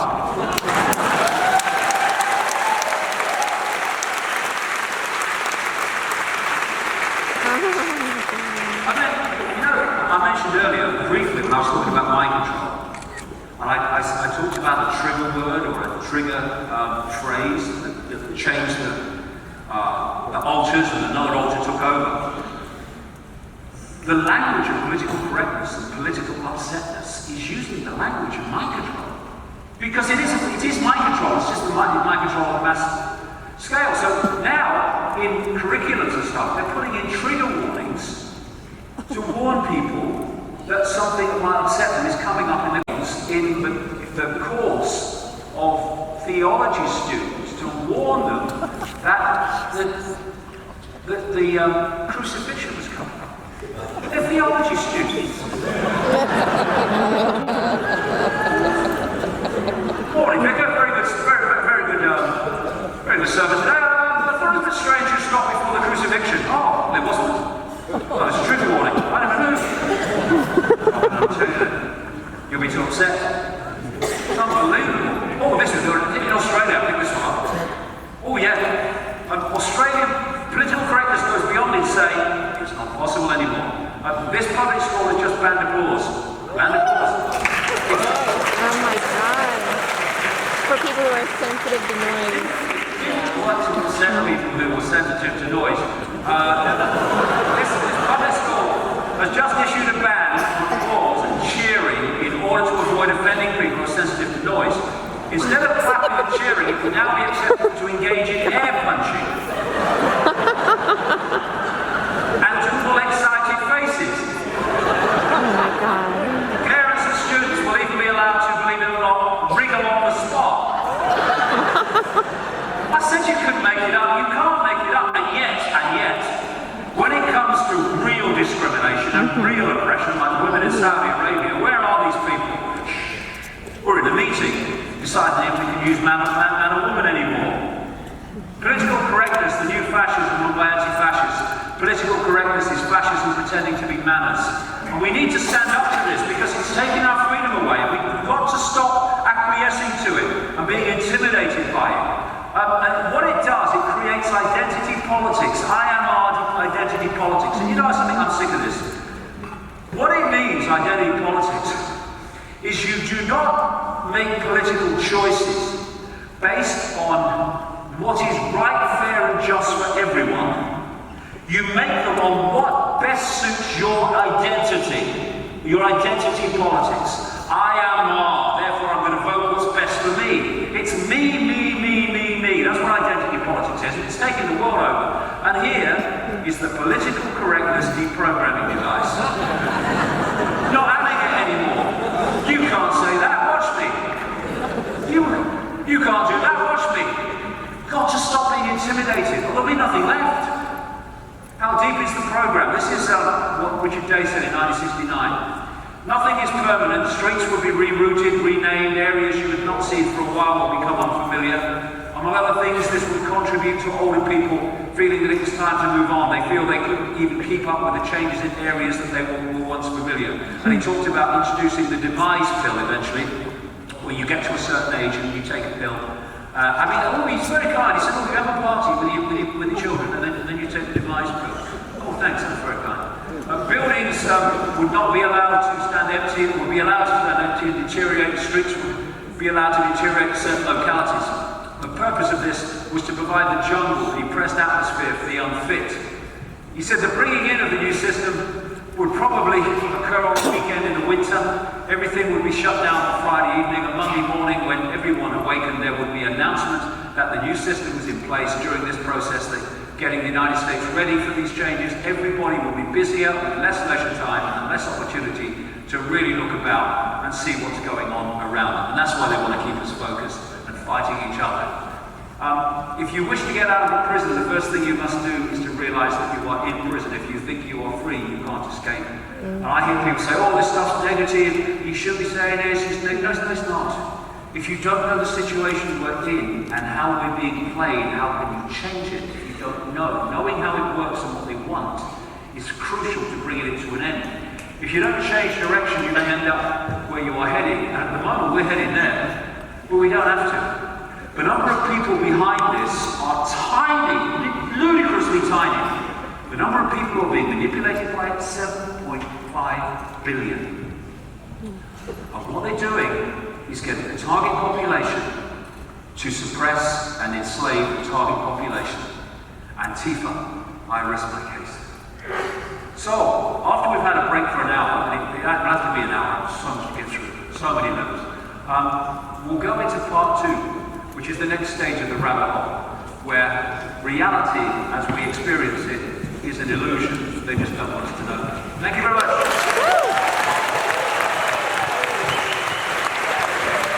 He went over like 15 minutes, so I think we... In Scotland, to some form of consciousness, no one knows why or how, for a few years, and then we die, and that's it, really. Well, yeah, that's a choice. There's another one that we are never really told about unless we go looking for it, and that is that what we are is a state of awareness, a state of being aware.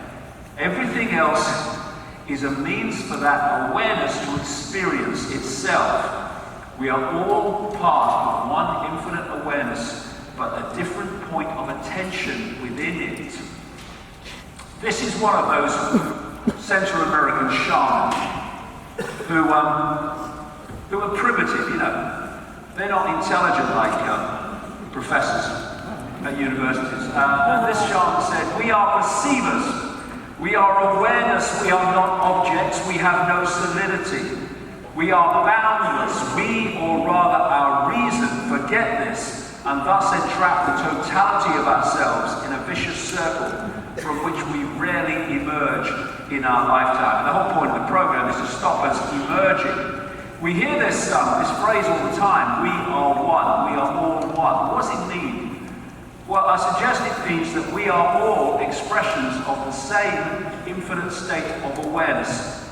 And we have different experiences in different situations, and that gives us the illusion of being that experience. That experience is who we are. When we are the point of awareness having that experience. A near-death experiencer, Anita Bourjani, said, when we are not expressing in our physical body, you and I and all of us, we are all expressions of the same consciousness. It is a constant recurring theme throughout what we call history. But what the program wants to do is pull us out of that so that we self-identify with our experience and then become obsessed with race and religion and Icke bracket and all that stuff. I am you, you are me. We are all the same consciousness looking at reality from a different point of attention. Thus, the old idea of racism is an insanity. We are the same consciousness in different color vehicles. End of story. That's all it is.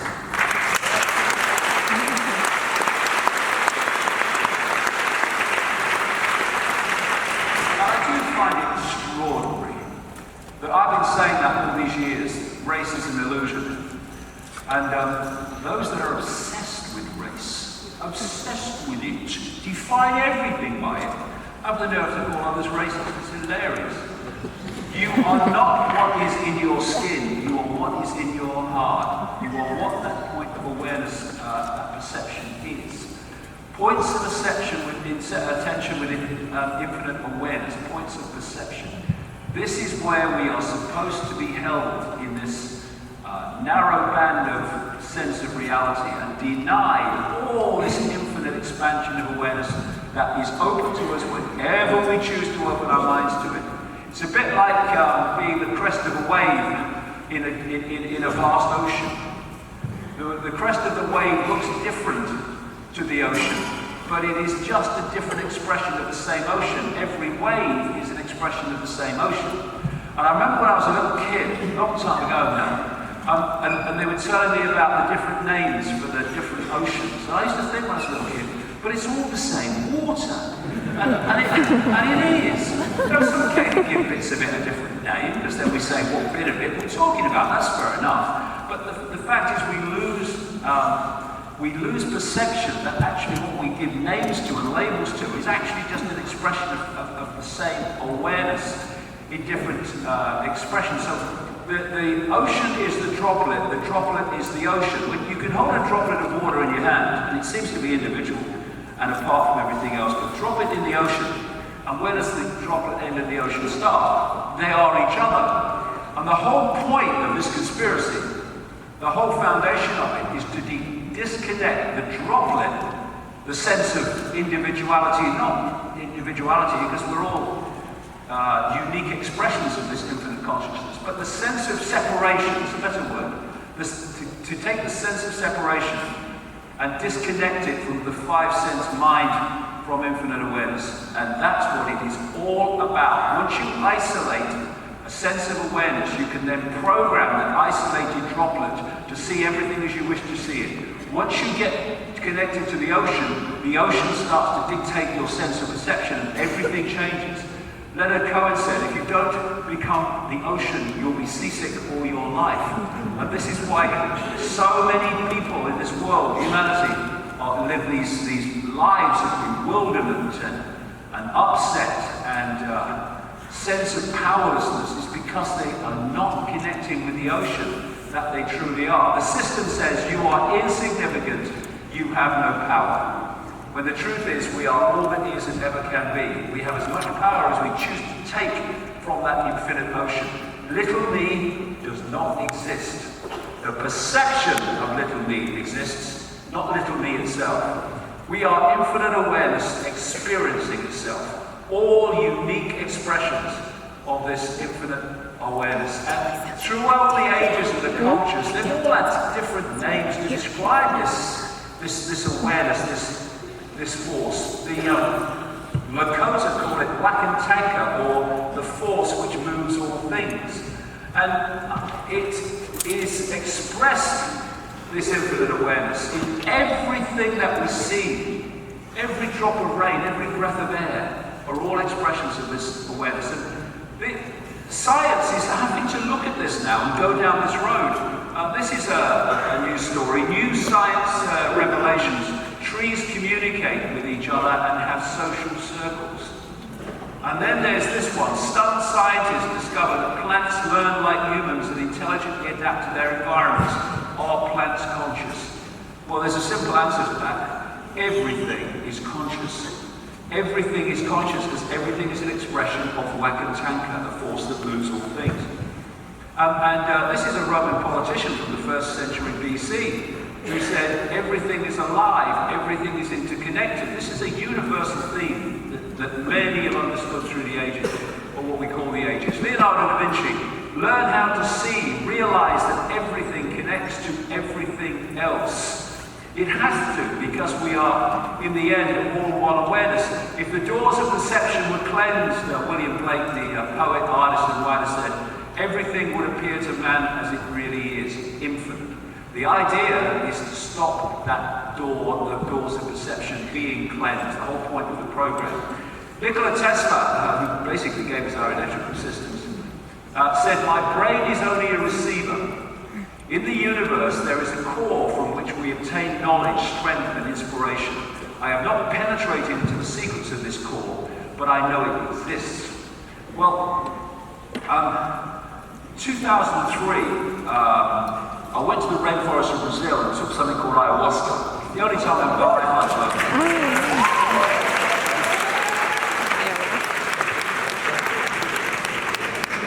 Wherever I go in the world, no matter what country, what culture, people cheer when I say that. I went there and I could have took it 4 times, I took it twice. And I had a fantastic experience. Some people have bad experience, I had a fantastic experience. Particularly on the second night, I went into an altered state for 5 hours. And this voice, clear as mine is now, took a female form, talked to me for 5 hours in detail about the illusory nature of physical reality. And I came back and I realized as I looked around that if you put the dots together, the information is already there to confirm that. But mainstream science doesn't put the dots together. It doesn't really want to go there, quantum physics apart. But when I went into this altered state and this voice started talking to me, first of all it said, we're going to take you to where you come from so you can better understand where you are. And what I saw was something like this. It was black, but it was brilliant. It's just impossible to find words to describe it. And what the voice said is, this is the infinite. This is the infinite in awareness of itself. Everything is this infinite awareness, but not all of this infinite awareness is infinitely aware. I mean, George Bush, I rest my case. So, infinite awareness, not in awareness of itself. But this is this awareness and awareness of itself. And this voice then started saying to me over and over at the start, all you really need to know is infinite love is the only truth. Everything else is illusion. Infinite love is the only truth.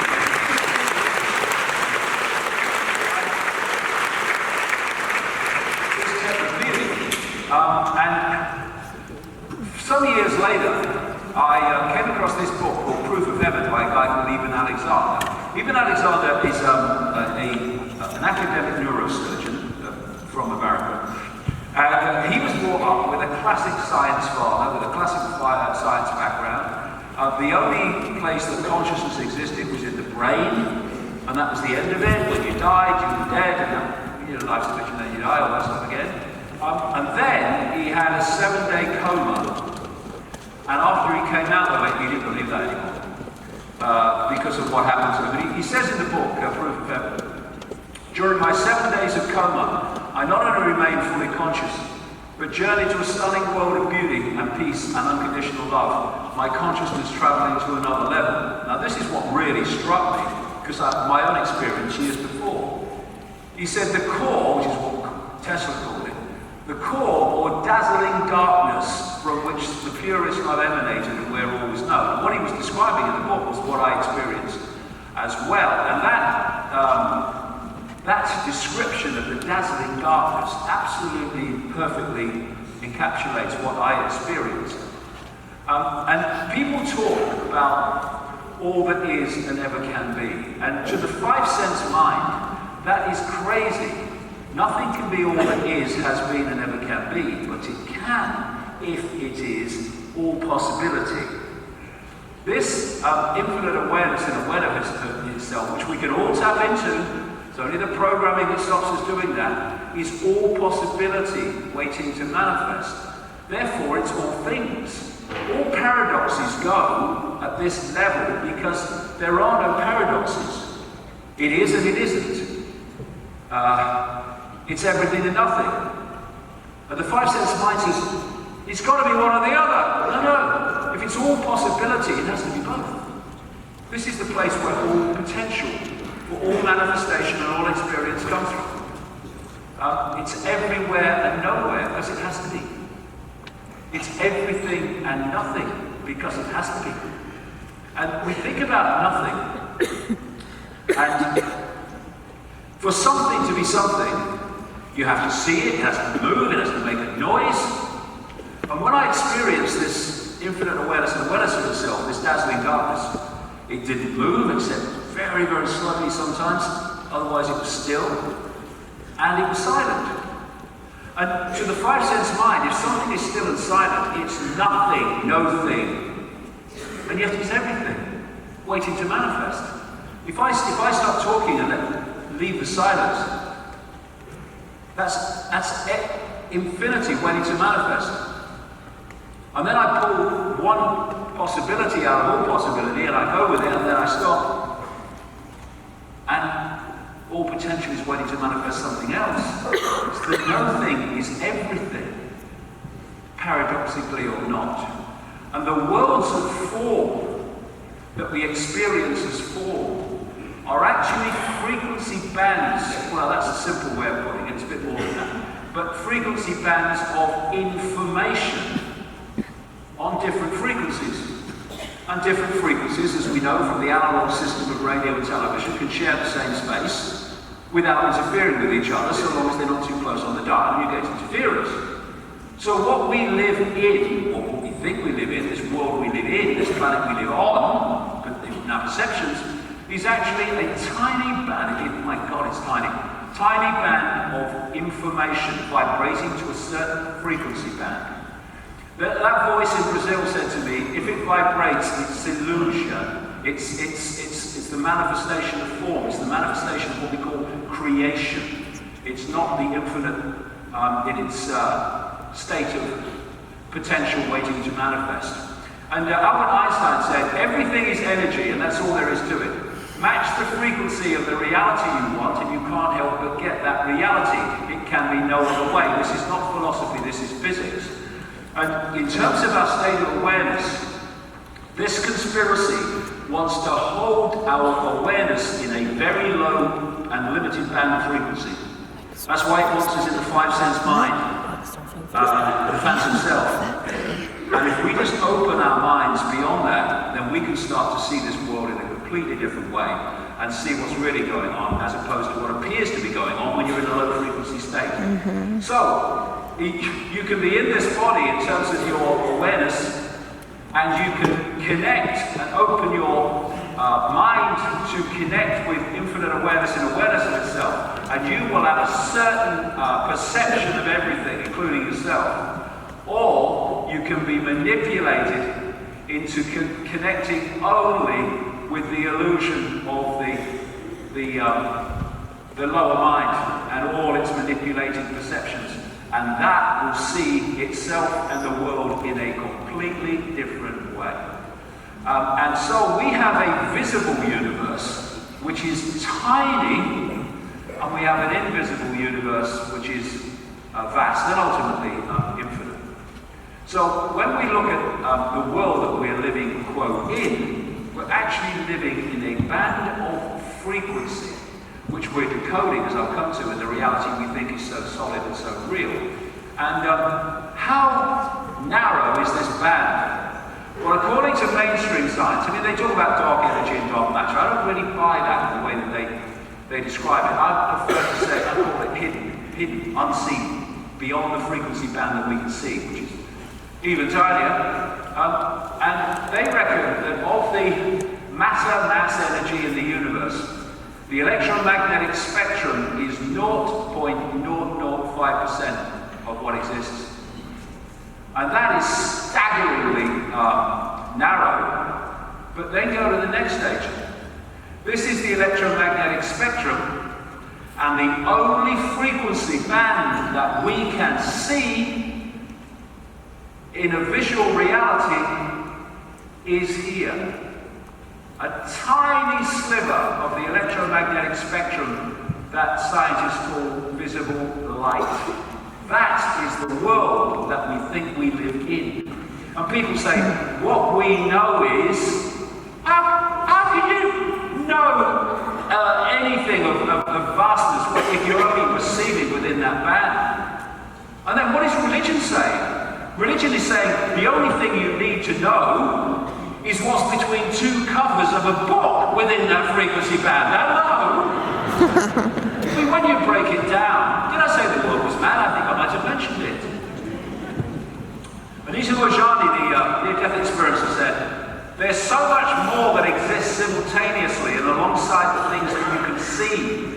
You know that just because you cannot see them, you can't experience it, doesn't mean it doesn't exist. But that is there to tell us the opposite. It is there to tell us that if we can't see it, touch it, taste it, hear it, then it can't exist. That's the prison, trapping us in a village idiot level of perception, because that's what the postage stamp consensus is. It's the village idiot, except it's considered to be the cutting edge of human knowledge. So Anita Mojani, the near-death experiencer, she had a very good analogy. She's left the body and experienced reality outside the focus, the lens of the body, which is what it does. It focuses our attention in a narrow band of frequency. Once our awareness leaves the body, it is no longer subject to that focus, and therefore its reality changes. She described this world that we live in, or think we do, as like a torch beam in a warehouse. You're in a pitch black warehouse. You've got your torch, and your entire reality is within that torch beam. And then, she said, when you leave the body, it's like someone switches the lights on, and you see the whole warehouse, and you realize what a tiny fraction of it you were actually perceiving, and thus understanding. She said that out of the body, it is a realm of clarity where I understood everything. I felt connected to everybody. Why? Because her point of awareness moved into this level of oneness, energetic oneness, where everything is connected. Everything is connected here, we just don't perceive it as we do there. And while the body-mind, as I'll call it, five-sense body-mind, is the same essence, the same substance as the ocean, the infinite awareness. It's not necessarily when it's not in the same state. In the same way that you can have a vast, teeming ocean of water, and you can have a block of ice, which is water in a completely different state. They're both water, but they're in completely different states. And this is five-sense body-mind symbolically, and this is what that shuts us off from. A focus of attention within infinite awareness. That's the whole point of the conspiracy. Hold us there. Alan Watts said, the ego is nothing other than the focus of conscious attention. And what's been set up in this system, this world, are endless reasons to focus the five senses. Focus, look at this, taste this, feel this. Keep the five senses as the focus of attention. Humanity is imprisoned by our point of attention, our sense of reality. Change reality, change everything. And so, this is where most people live their lives. And this is the revolution. No guns necessary, no fighting. This is the revolution that will change everything. Look, there's infinite awareness. Oh, you're mad. I can't see it. Near-death experiences are a very good way of understanding what life's like outside the body, at least immediately outside the body. I've read endless accounts over years and years. They're very compelling in their common themes.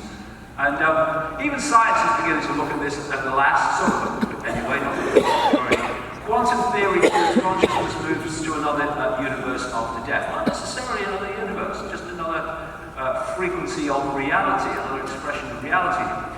This is a near-death experience, describing what happened when they left the body, and it's brilliant in the way it encapsulates everything. Everything from the beginning, my birth, my ancestors, my children, my wife, everything comes together simultaneously.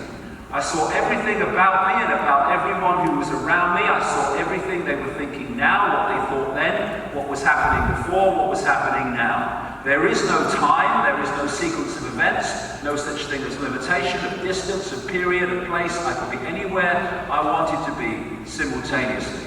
That's who we really are, and the program keeps us from that, body-mind, from understanding that. What dictates the information in that energetic field is what the card represents. What it represents is vibrating in the field, and it's unique to that field because it represents different concepts to another card. So when you have a tarot card reading, you don't usually go, take that one, eeny, meeny, miny. You tend to do that. And why do you pick that one and not that one, and that one and not that one? Because these are electromagnetic fields of information that relate to what the card represents, the concept it represents, the principle it represents. Your electromagnetic field carries all the possibilities and probabilities waiting to manifest in your field, projected from your current perception. These cards sync with your electromagnetic field where there is an information or frequency connection. So you'll take that card, you won't take that card. You take that card, you won't take that card. Because there is an electromagnetic connection going on. And what these cards are doing is they are syncing with your energetic field. And they are representative of the quantum possibilities and probabilities in that field, waiting to be folded into existence by perception. Now, when a tarot card reader tells you they shouldn't, this is going to happen or that's going to happen, I think they're misleading people. They need to say, in the current state of your perception, your mental emotional state, this is what is likely to be made manifest. But if you change that perception, you can manifest something else. But that's the connection. It's all done on an electromagnetic level. Same with runestones, all of it. And then there's water. Water has a memory because it's conscious. The idea that water is conscious sounds crazy. But everything is conscious, therefore water must be conscious. This is a postage stamp refugee called Professor Sally Davis, UK Government Chief Medical Officer. Homeopaths are peddlers and homeopathy is rubbish. Well, thanks for sharing that with us. But this really is the postage stamp at work here. And then, when I was in Australia, I came across this report in a British newspaper in Australia. Homeopathy for your pet? That's barking, warned vets. More than 2,500 used letter to demand alternative medicine is blacklisted. And this is the key line in the article. But scientists argue that the cures are so diluted, they are unlikely to contain any of the original substance. Can I touch it, hear it, taste it, see it? It exists then. This is how the postage stamp works, and that's why it keeps so much from us, and that's why it understands so little. What they're saying then is homeopathy is nonsense, because the substances are diluted so much that in the end there's no substance left. Okay, well I'll come back to that in a second. This is a friend of mine, no longer with us unfortunately, Masaru Emoto, who became well known for creating water crystals.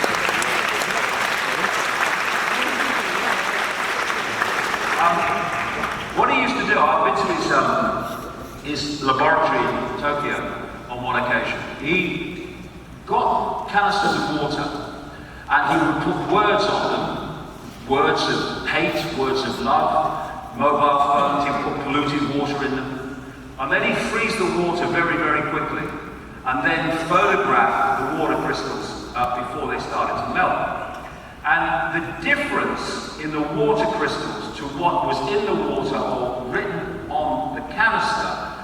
was absolutely fantastic. This is a water crystal that had love and thanks written on the side of the canister. This is a crystal that had I hate you, I want to kill you written on the side. Now, why would the crystals be so affected by words written on the side of the canister? Well, because everything in its prime state is waveform, including words. We see them written on paper, that's the holographic decoded level. Their prime level is waveform information. Now, when we speak, we're clearly creating waveform communication, because my vocal cords are creating a vibrational information field with my voice, and that is being communicated to other people. And like the tree falling, it's silent until it's decoded. So when I'm speaking, or anyone's speaking, the hearer is taking that waveform information, turning it into electrical information, and then it's going to the brain that encodes it into the words that we hear. So voice is obviously waveform information, but so is the written word. And water, in its base form, like everything else, is waveform information. So you write the words on the side of the canister, and that's waveform information. Now, the intent behind the words dictates its frequency and its state of vibration. So, I hate you, I want to kill you, that's a very distorted vibration that comes from that intent. I love you. Thank you. These are very balanced vibrations that are created. They go into the water vibrational field and affect the crystals that are photographed, and so does I hate you, I want to kill you. So this is why you get this incredible difference. I mean, that just had thank you written on the side. The intent is what creates the vibration. You can say, that's not a bad vibration. That's that.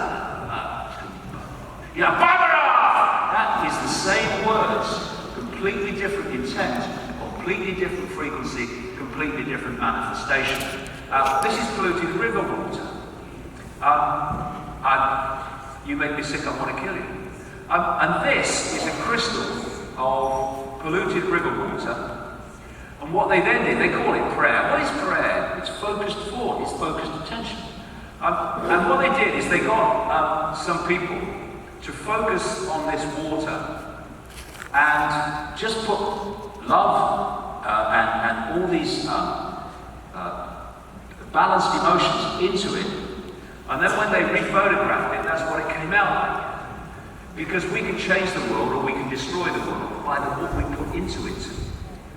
This is from the Stuttgart Aerospace Institute in Stuttgart. And if you put Walter Has Memory into YouTube, you'll probably still find a 5-minute video showing this. But the Aerospace Institute, they found a way of photographing information in water. And this is not it, it's only a mock-up, obviously, it doesn't look like this. I'll show you what it looks like in a second. But what they did was they got a big canister of water, and they put a flower in it. Then they took the flower out. And then they photographed the droplets. And they found the flower, the information of the flower, in every single droplet they photographed. And all they'd done is put a flower into water and take it out. They then got another tank of water, and they got people from the local community to come up. And they asked them to take 4 droplets of water from the tank and put it in a little dish with their name on it. And when they looked at these droplets, they found that each 4 was different from all the other 4s of other people. But they each 4 from the same person were virtually identical.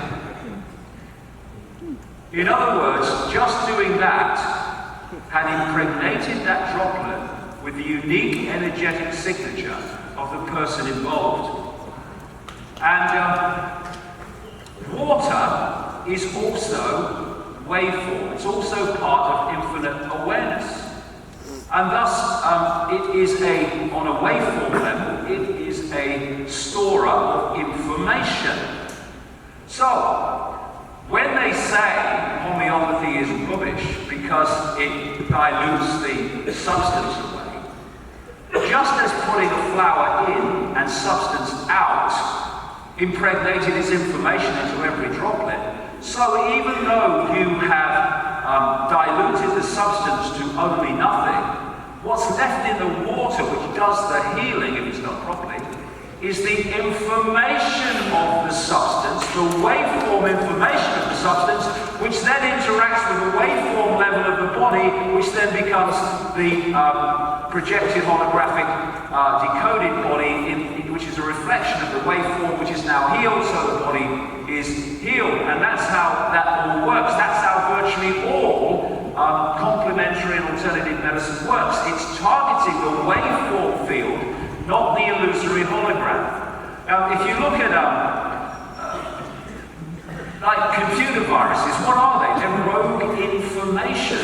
And if we could see pollution on its waveform level, we would see incredibly distorted waveform fields, just like those in the Emoto images. Because in the end, that is a holographic version or reflection of a distorted waveform field.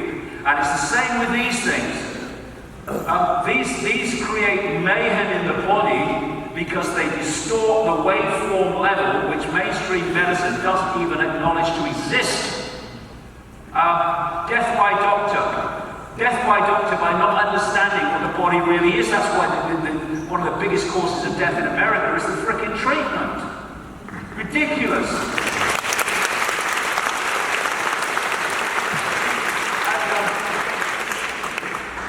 Alternative practitioners, they say of mainstream medicine, they only treat the symptom, they never treat the cause. But if the cause is in the waveform field and distortions in that, and they don't accept it exists, then how can they do anything but treat the symptom in the projected hologram? So there's no way they can treat anything but the symptom because they don't realize where the cause is. It's not in the curriculum. So what alternative practitioners do, the best of them, is they target rebalancing. This is what acupuncture is doing. Rebalancing the waveform field.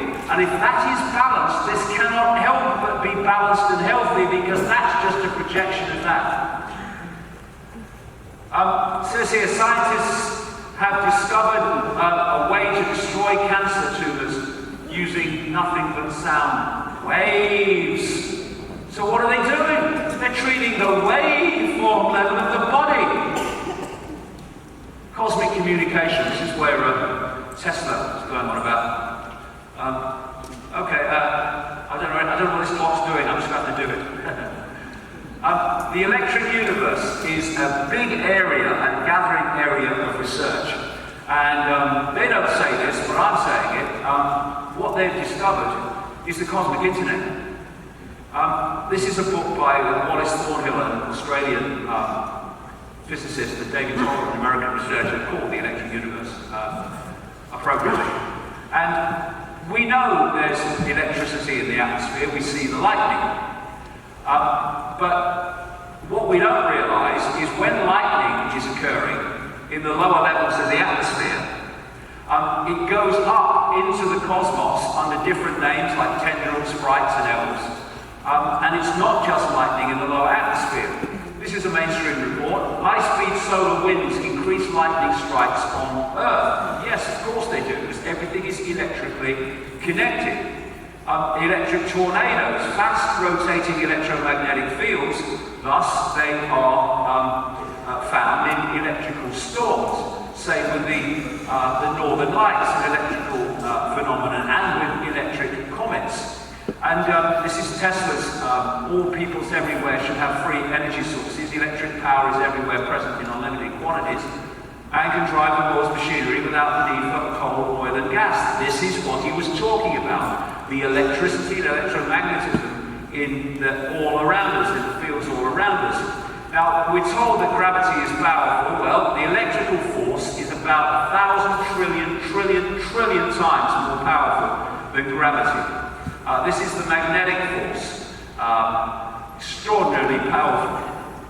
And the electric universe researchers say that the planets are actually held in their orbits not by gravity, but by electromagnetic fields.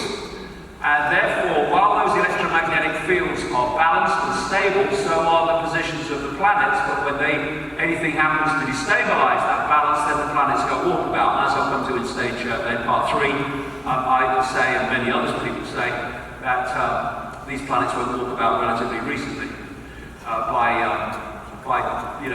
solar system standards of what we call time.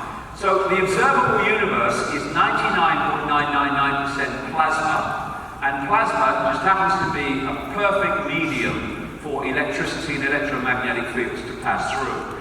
And in plasma technology, they can recreate phenomena in the heavens using electricity, electromagnetism, and plasma. And one great characteristics of plasma is that a plasma field with a certain electrical charge, where it meets a plasma field of a different charge, automatically a barrier is created.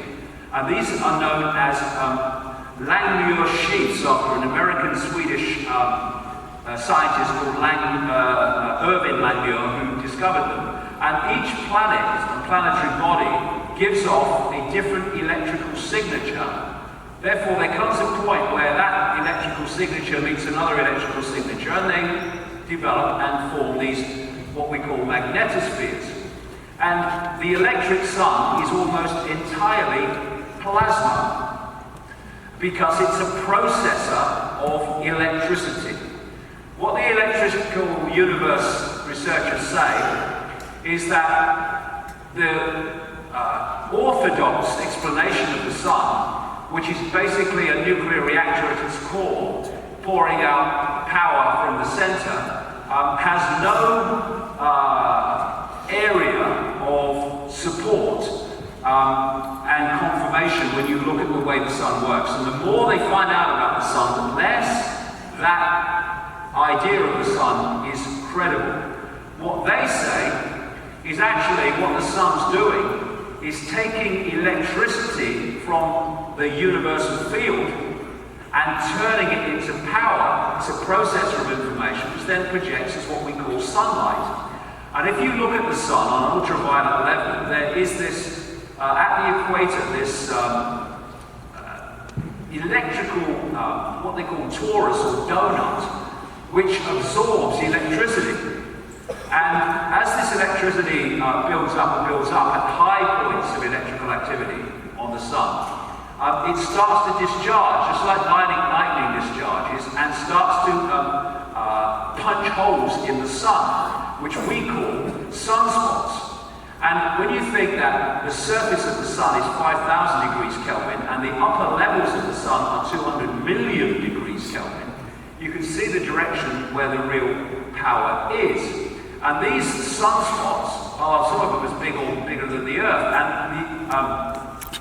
the orthodox model, as they say up to this point, is that they're being punched up from inside to outside. The electrical universe researchers say they're being punched from the outside to the inside by this torus. And so they measure sun activity by this number of sunspots. But it's not because the activity is increasing inside the sun, but the electricity being stored by this torus is increased to the point that it's starting to discharge. And there are different flows of electricity through the universe and through the solar system. Some there are high points, some are low points, and that dictates the activity or less activity of the sun as it has more or less electricity to process. Now, what's happening now is mainstream science is having to come in this direction. Unwillingly often, but it's having to do it. This is a professor of physics at the New Jersey Institute of Technology, and he said of sunspot activity very recently, our new observations suggest that disturbances created in the solar outer atmosphere can also cause a direct and significant perturbation on the surface through magnetic fields, a phenomenon not envisioned by any contemporary solar eruptions models, but totally envisioned by the electrical universe researchers. As I say, you have this flow of up and down electrical power, and that dictates the activity of the sun as it processes that information. Now, from the NASA Goddard Space Flight Center, the satellites have found evidence of magnetic ropes connecting Earth's upper atmosphere directly to the sun. Exactly what the electric universe researchers say. We believe that solar winds flow in along these ropes, providing energy for geomagnetic storms, and auroras. Yes, and dictating Earth's temperature. And so what we're looking at is this electrical grid where everything is connected electrically and electromagnetically. And this is the level that Tesla was talking about. So when I look at the heavens, I see an electrical system. People see stars and planets. I see an electrical system, an information matrix, which will become very relevant soon. And the cosmic internet, the communication in the cosmic internet and between us in the cosmic internet, on one level is electrical and electromagnetic. It's where the brain works electrically, the genetics works electrically. The computers work electrically. The brain works electrically. And you can see the power of electricity for communicating information now, where they've got the internet going around people's houses on the electrical system. They found that DNA acts like an electrical wire for signaling within a cell. Yes, because it's an electromagnetic communication system. They found that bees find pollen through electrical signals from flowers. Not by seeing them or smelling them, but picking up electrical signals. It's all electrical communication. Now, when we are in different mental and emotional states, we give off different frequencies. We affect the electrical atmosphere around us and are affected by it, by our state of emotional and mental state. So when I said earlier that these political circuits of resistance and resisted in politics, left and right and all this stuff, create electrical circuits between them. I'm talking literally on the level we're talking at now. Paranormal activity is often played out through electrical systems.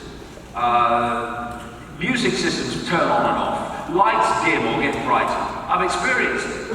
And it's because entities outside of our reality are also electromagnetic phenomena on one level, and their best way of interacting with this reality is through the electrical systems. That's why it happens. And then we come to astrology. We talk about astrology. Astrology, he's apoplectic here. The idea that anyone can think astrology is real, but it is. And for this reason, we're living in a quantum computer universe of information. And what we call planets and stars, we see the holographic version of them, yes, as we decode them, but their base form is waveform information, unique to them. So as they pass through the cosmic field of waveform information, they're affecting it. They're affecting it by the way they interact with it and exchanging information with it. And when you get certain planetary sequences, like, what do they call them? Trines and conjunctions and all this stuff, the sum total of that informational impact is greater on the field than the individual impact alone. And our waveform fields, are interacting with the cosmic waveform field. So if that changes, it must affect us. And as the planets move around, they're affecting the field, which affects us. That's the basis of astrology. And if you come in at a certain point in the cycle, you take on a certain electrical field or information field based on the state of the field, the cosmic field, when you entered it. And that, as you go through your cycle, you will therefore interact with the changing cosmic field in a different way, even slightly or very much so, than someone who came into the cycle at a different point and took on a different expression of the cosmic field when they entered. Time and space, illusions. Time and space are illusions of the way that we decode reality. If you think of a night sky, and you see those stars and they look such a fantastic distance away, and yet in the form you're looking at them, that's where they exist in the form you're looking at them. Because they are also a waveform phenomenon, which you are decoding into a holographic phenomenon. So distance is purely relative to the perceptions of the observer. If you put a disk into a computer, that is information. Just information, and it's all on the same disk. But as that information is decoded on the screen, there seems to be perspective, space, and there seems to be, like the world we're looking at, space. And as each scene follows the next scene, follows the next scene on the disc, we have the illusion of time passing. We're going from scene to scene. So we have time and space on the screen, but it's all coming off one disc of information. So if you take a DVD movie, if you're here on the movie, that's your present. And someone watching here is in your future. And someone watching here is in your past. And yet the entire movie is on the disc at the same time. It's only your point of observation that is dictating your perception of past and future. There's only the now. What we have is the perception of time. It's one of the ways that we are very much manipulated into the illusion, is the illusion of time. So where we are in this reality we're experiencing, there appears to be time and space. But beyond it is the now. Well, it's not only the now here, this is an illusion of time and space. There's the now. This is why near-death experiences, when they leave the body, invariably say I didn't experience time as I experienced it here. As this guy said, the present moment is the only moment available to us, and it is the door to all moments. There is only the now, so how can there be a future and a past? There's a perception of it. If you're standing, say, in the now, and you say, where's the past that you feel such resentment of? Where are you perceiving the past from? That you feel resentment, or you feel regret, or whatever? Well, you're perceiving the past from the now, here. When you're worrying about the future, and you're perceiving the future, where are you when you're perceiving the future? Well, you're in the now. Everything's in the now. And when you were in what you thought was the past, it was just another experience in the now that you perceive to be the past, and what's not yet come is the future. It's only the now. And what happens is, it's one of the great disconnectors between five-sense mind and expanded awareness.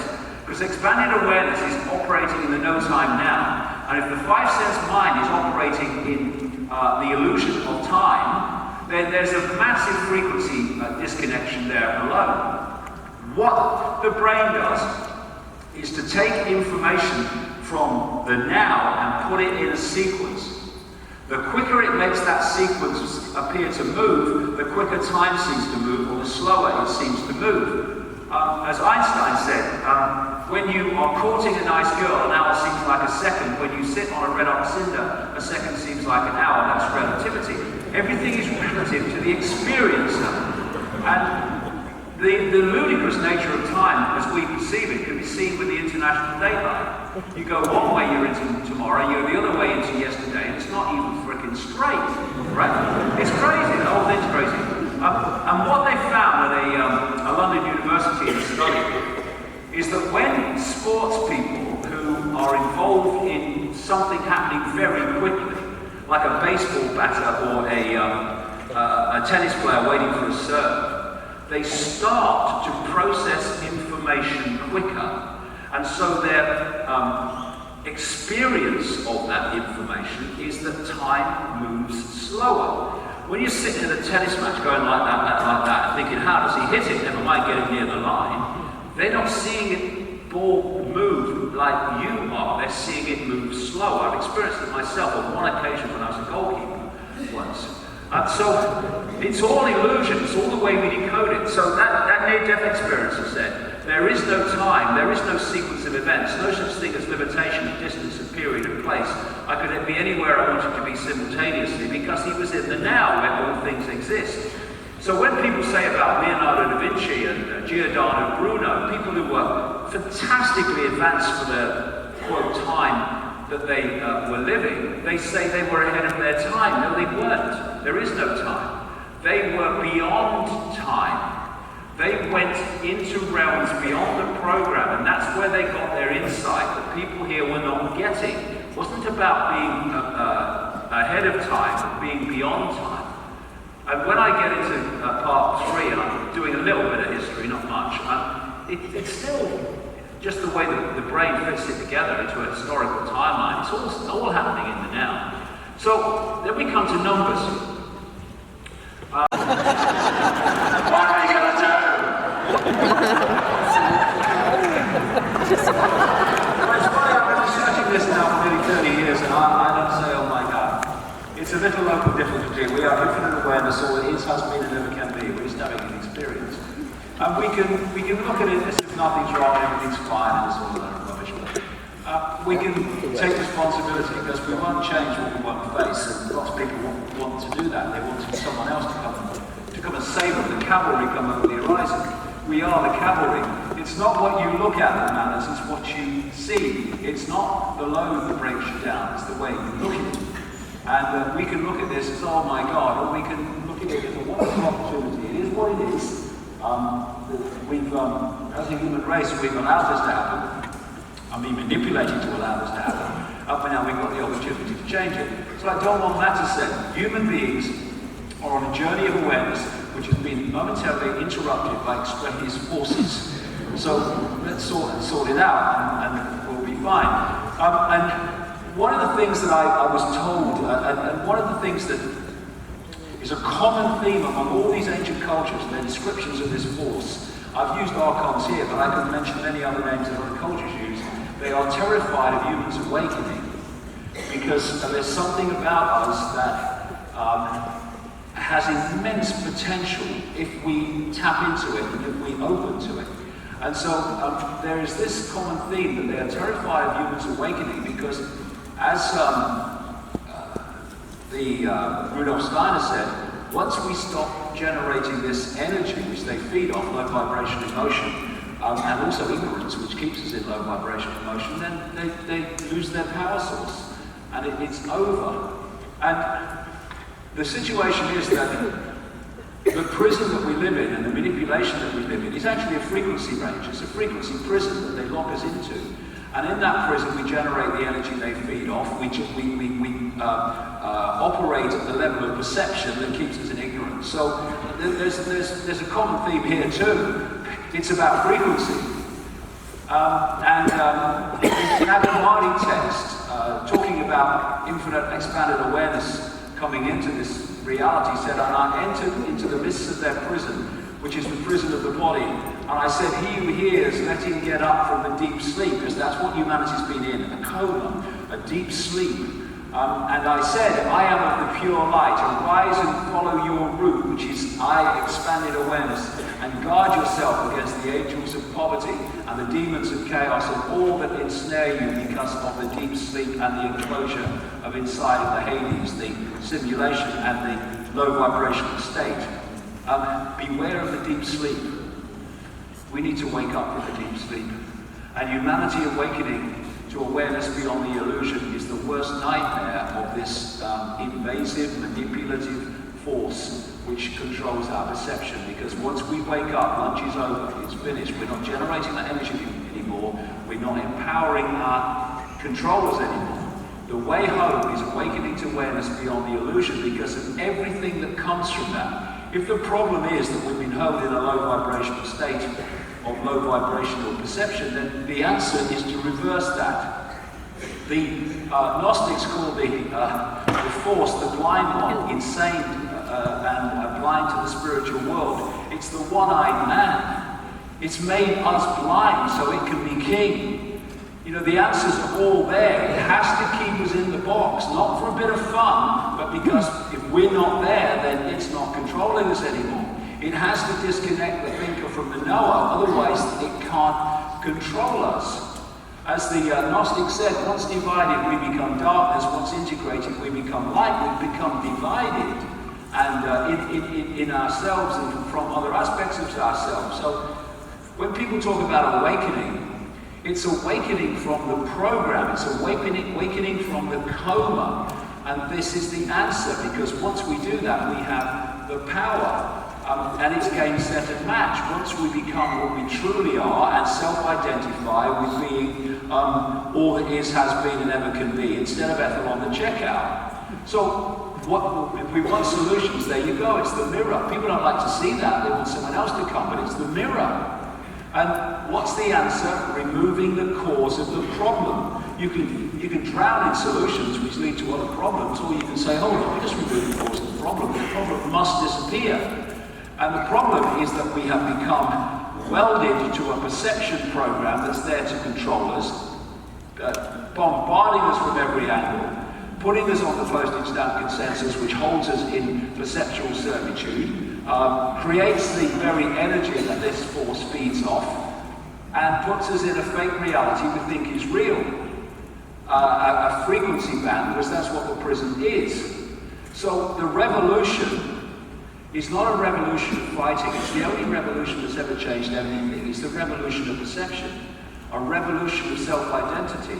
This is absolutely vital, a revolution of self-identity, where we start to realize who we are and come from that perspective, instead of living this fake mask, this fake phantom self-reality that holds us in servitude. This is the cause, this is removing the cause.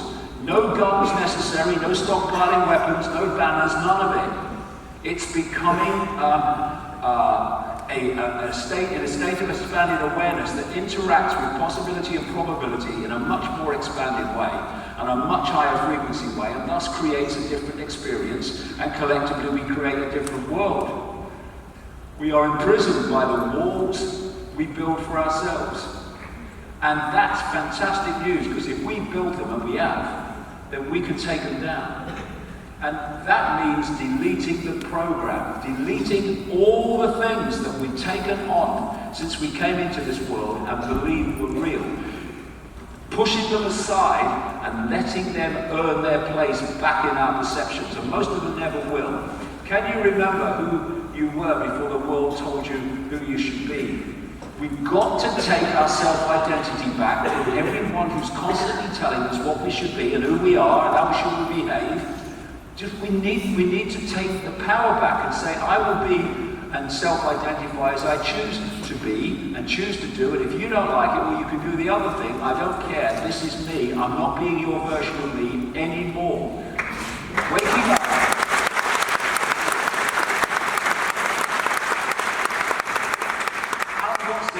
To who you are requires letting go of who you imagine yourself to be. And that imagination of self has come from endless, constant repetition from all these different sources of the postage stamp, telling us to believe in a self-identity that's an absolute hoax.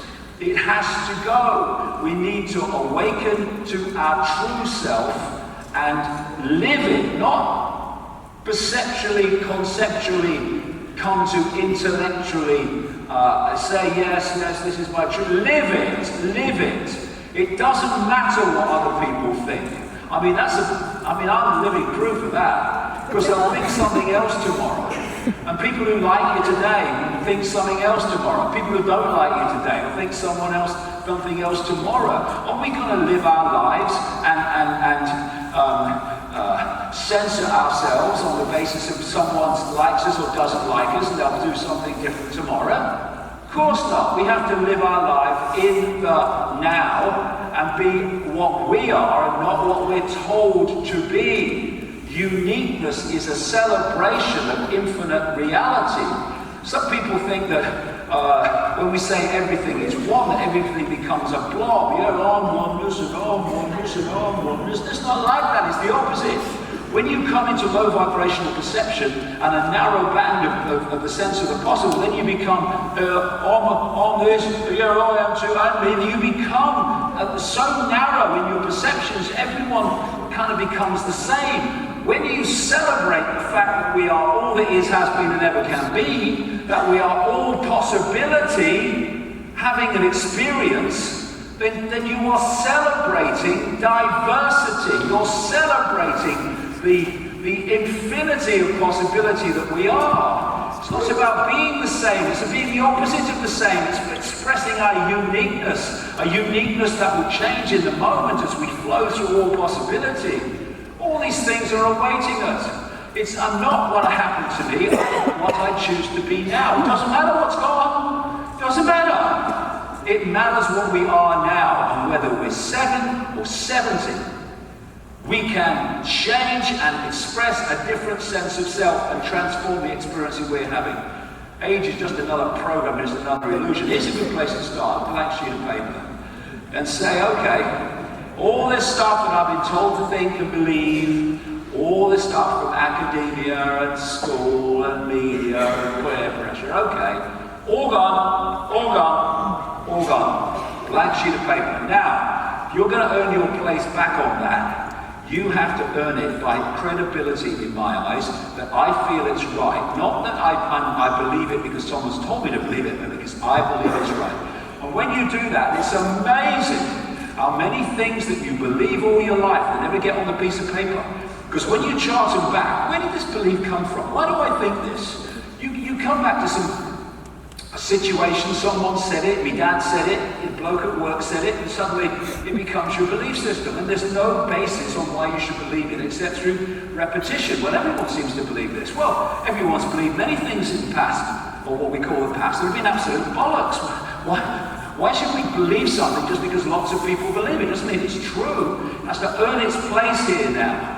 What is this I? Who am I? What is this I we talk about? You ask most people what this I is, they'll give you your name, their race, their sex, their job, their family history, their income bracket, and their life story. They'll say, I'm a Christian, Muslim, Hindu, Jew, New Age, or whatever. They'll give you a label. This is the I. It isn't.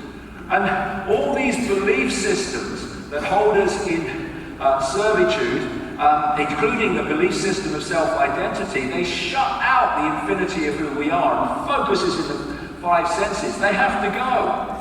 My dot is the only dot. It's not. Once we focus on self-identity, identity politics, belief systems that never change and can't change, rigid, we are focusing attention in the 5 senses. Game, set, and match. And once we say my dot is the only dot, and this is my religion, and everything has to happen because of this religion or this race or that race, we are setting up the fault lines all the time of divide and rule. So they can be played off against each other. How about this? We are all infinite awareness having a different experience. And therefore, all these illusions of race and color and religion and life story and culture, they're all experiences. That's all they are. But what we all are is infinite awareness having those experiences. If we self-identify at that level, then we celebrate the diversity of different experiences. But we don't have them dividing and ruling us because we know they are not who we are, they're experiences. We are infinite awareness, so we don't get divided and ruled because we understand we are each other. It's a completely different way of looking at the world. So who am I? What is this I? Well, it can be little me or it can be infinite me. And those two states of perception, self-identity, are massively different frequencies. If you think you are little me, I've got no power, then that perception squeezes the frequency band that you're operating on, and you are interacting with possibility and probability on such a narrow band that you will pull into experience that which confirms that you are little me. This is the self-fulfilling prophecy. When you self-identify with being infinite awareness having an experience, then you can interact with possibility and probability on a vast scale. There's no limit to it, just the limit of your perception. And suddenly you are bringing into experience and possibility massively more than little me. And your life becomes an adventure. It becomes synchronistic. Amazing things happen. Things happen just when you need them. The whole world can try to stop you speaking in Vancouver, but something comes along. So if one comes along,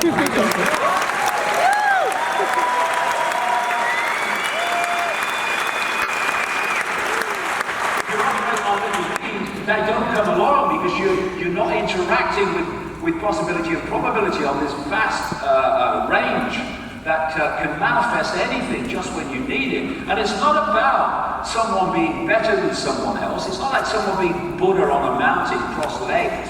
You know, I'm the fountain of knowledge. Anyone can do it. Anyone. It's not even a case of becoming enlightened. That's a myth. We are enlightened. We are all that is ever can be. That's our manifestation. It's not about seeking enlightenment. Why are you going to look for what you already are? It's about removing the onion skins of programming that disconnect us from a powerful connection to the true who we are, the true level of enlightenment. It's removing these onion skins of programming. And as our thoughts and emotions change, so do our frequencies. So perceptions are absolutely the manifestation or manifest frequencies and are the manifestation of frequencies. If we go into the realms of hate and all this stuff, then we're going to operate on a tiny, tiny frequency band. I don't hate the people I'm exposing for what they're doing. I don't hate them at all. If I hate them, I become them. What's the point of that? What you fight, you become. Expose them, yeah, say this is going on, but hate them? No, of course not, because you get pulled into what they are. What's the point of that? Okay, you hate white supremacists? Yeah. Why? Because they're violent and fascist. So how are you going to meet them? I'm going to be violent and fascist. Yeah, okay, here we go. What's the point? You've just become what you say you oppose. And if you look at the world that we live in is very much symbolized by that in so many ways, all the war and conflict and stuff. But it becomes this when we start to generate a different frequency from a different perception. This is what the world can be. This is where we need to change it, not on the screen, the movie screen, it's a done deal, but where it's coming from. And where it's coming from is our state of consciousness, our state of awareness, our state of perception. Collectively, our state of perception is creating our experience, or individually, and collectively, our collective state of perception is creating the world that we live in. And currently, that perception is generating a world that is often not very nice. We can change it, not by fighting, not by anything, but changing ourselves in great numbers. See, this is a school in America where they decided that instead of punishing people, kids, when they kind of played up, they let them sit in a room and meditate. And they found the difference in their behavior has dramatically transformed because they've been allowed, not punishment. You know, you're terrible, you do this. What's that going to do? Just a low frequency interaction.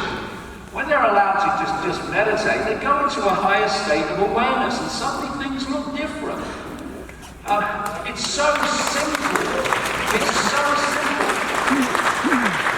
Awakening is regaining control of our perception, which we have given away. We give away all the time. Every time we self-censor ourselves because of what will someone think if I say this, we are giving away control of our perception. And perception is everything. Everything we do, won't do, what action we'll take, won't take, what we'll support, won't support, all comes from our perception. It's the foundation of everything. And the perception equals frequency. This is a low frequency state from a low frequency perception. It holds us in servitude. This is a higher frequency state from higher frequency perception. This is the way out of here. This is why they're terrified of it. This is why the shaman and the seers through history in all their different forms right up to present day. That's why always the authorities of the day want to target them or want to suppress them or want to silence them. Because they're terrified of the expansion of perception because it's over them. This is a massive confirmation of that. Your perception dictates what is folded into existence. We need to take control of our perceptions back. An expanded sense of the possible, an expanded self-identity creates an expanded reality folded into existence. Limited possibility, limited self-identity folds into existence, limited reality. It's that simple. It is that simple.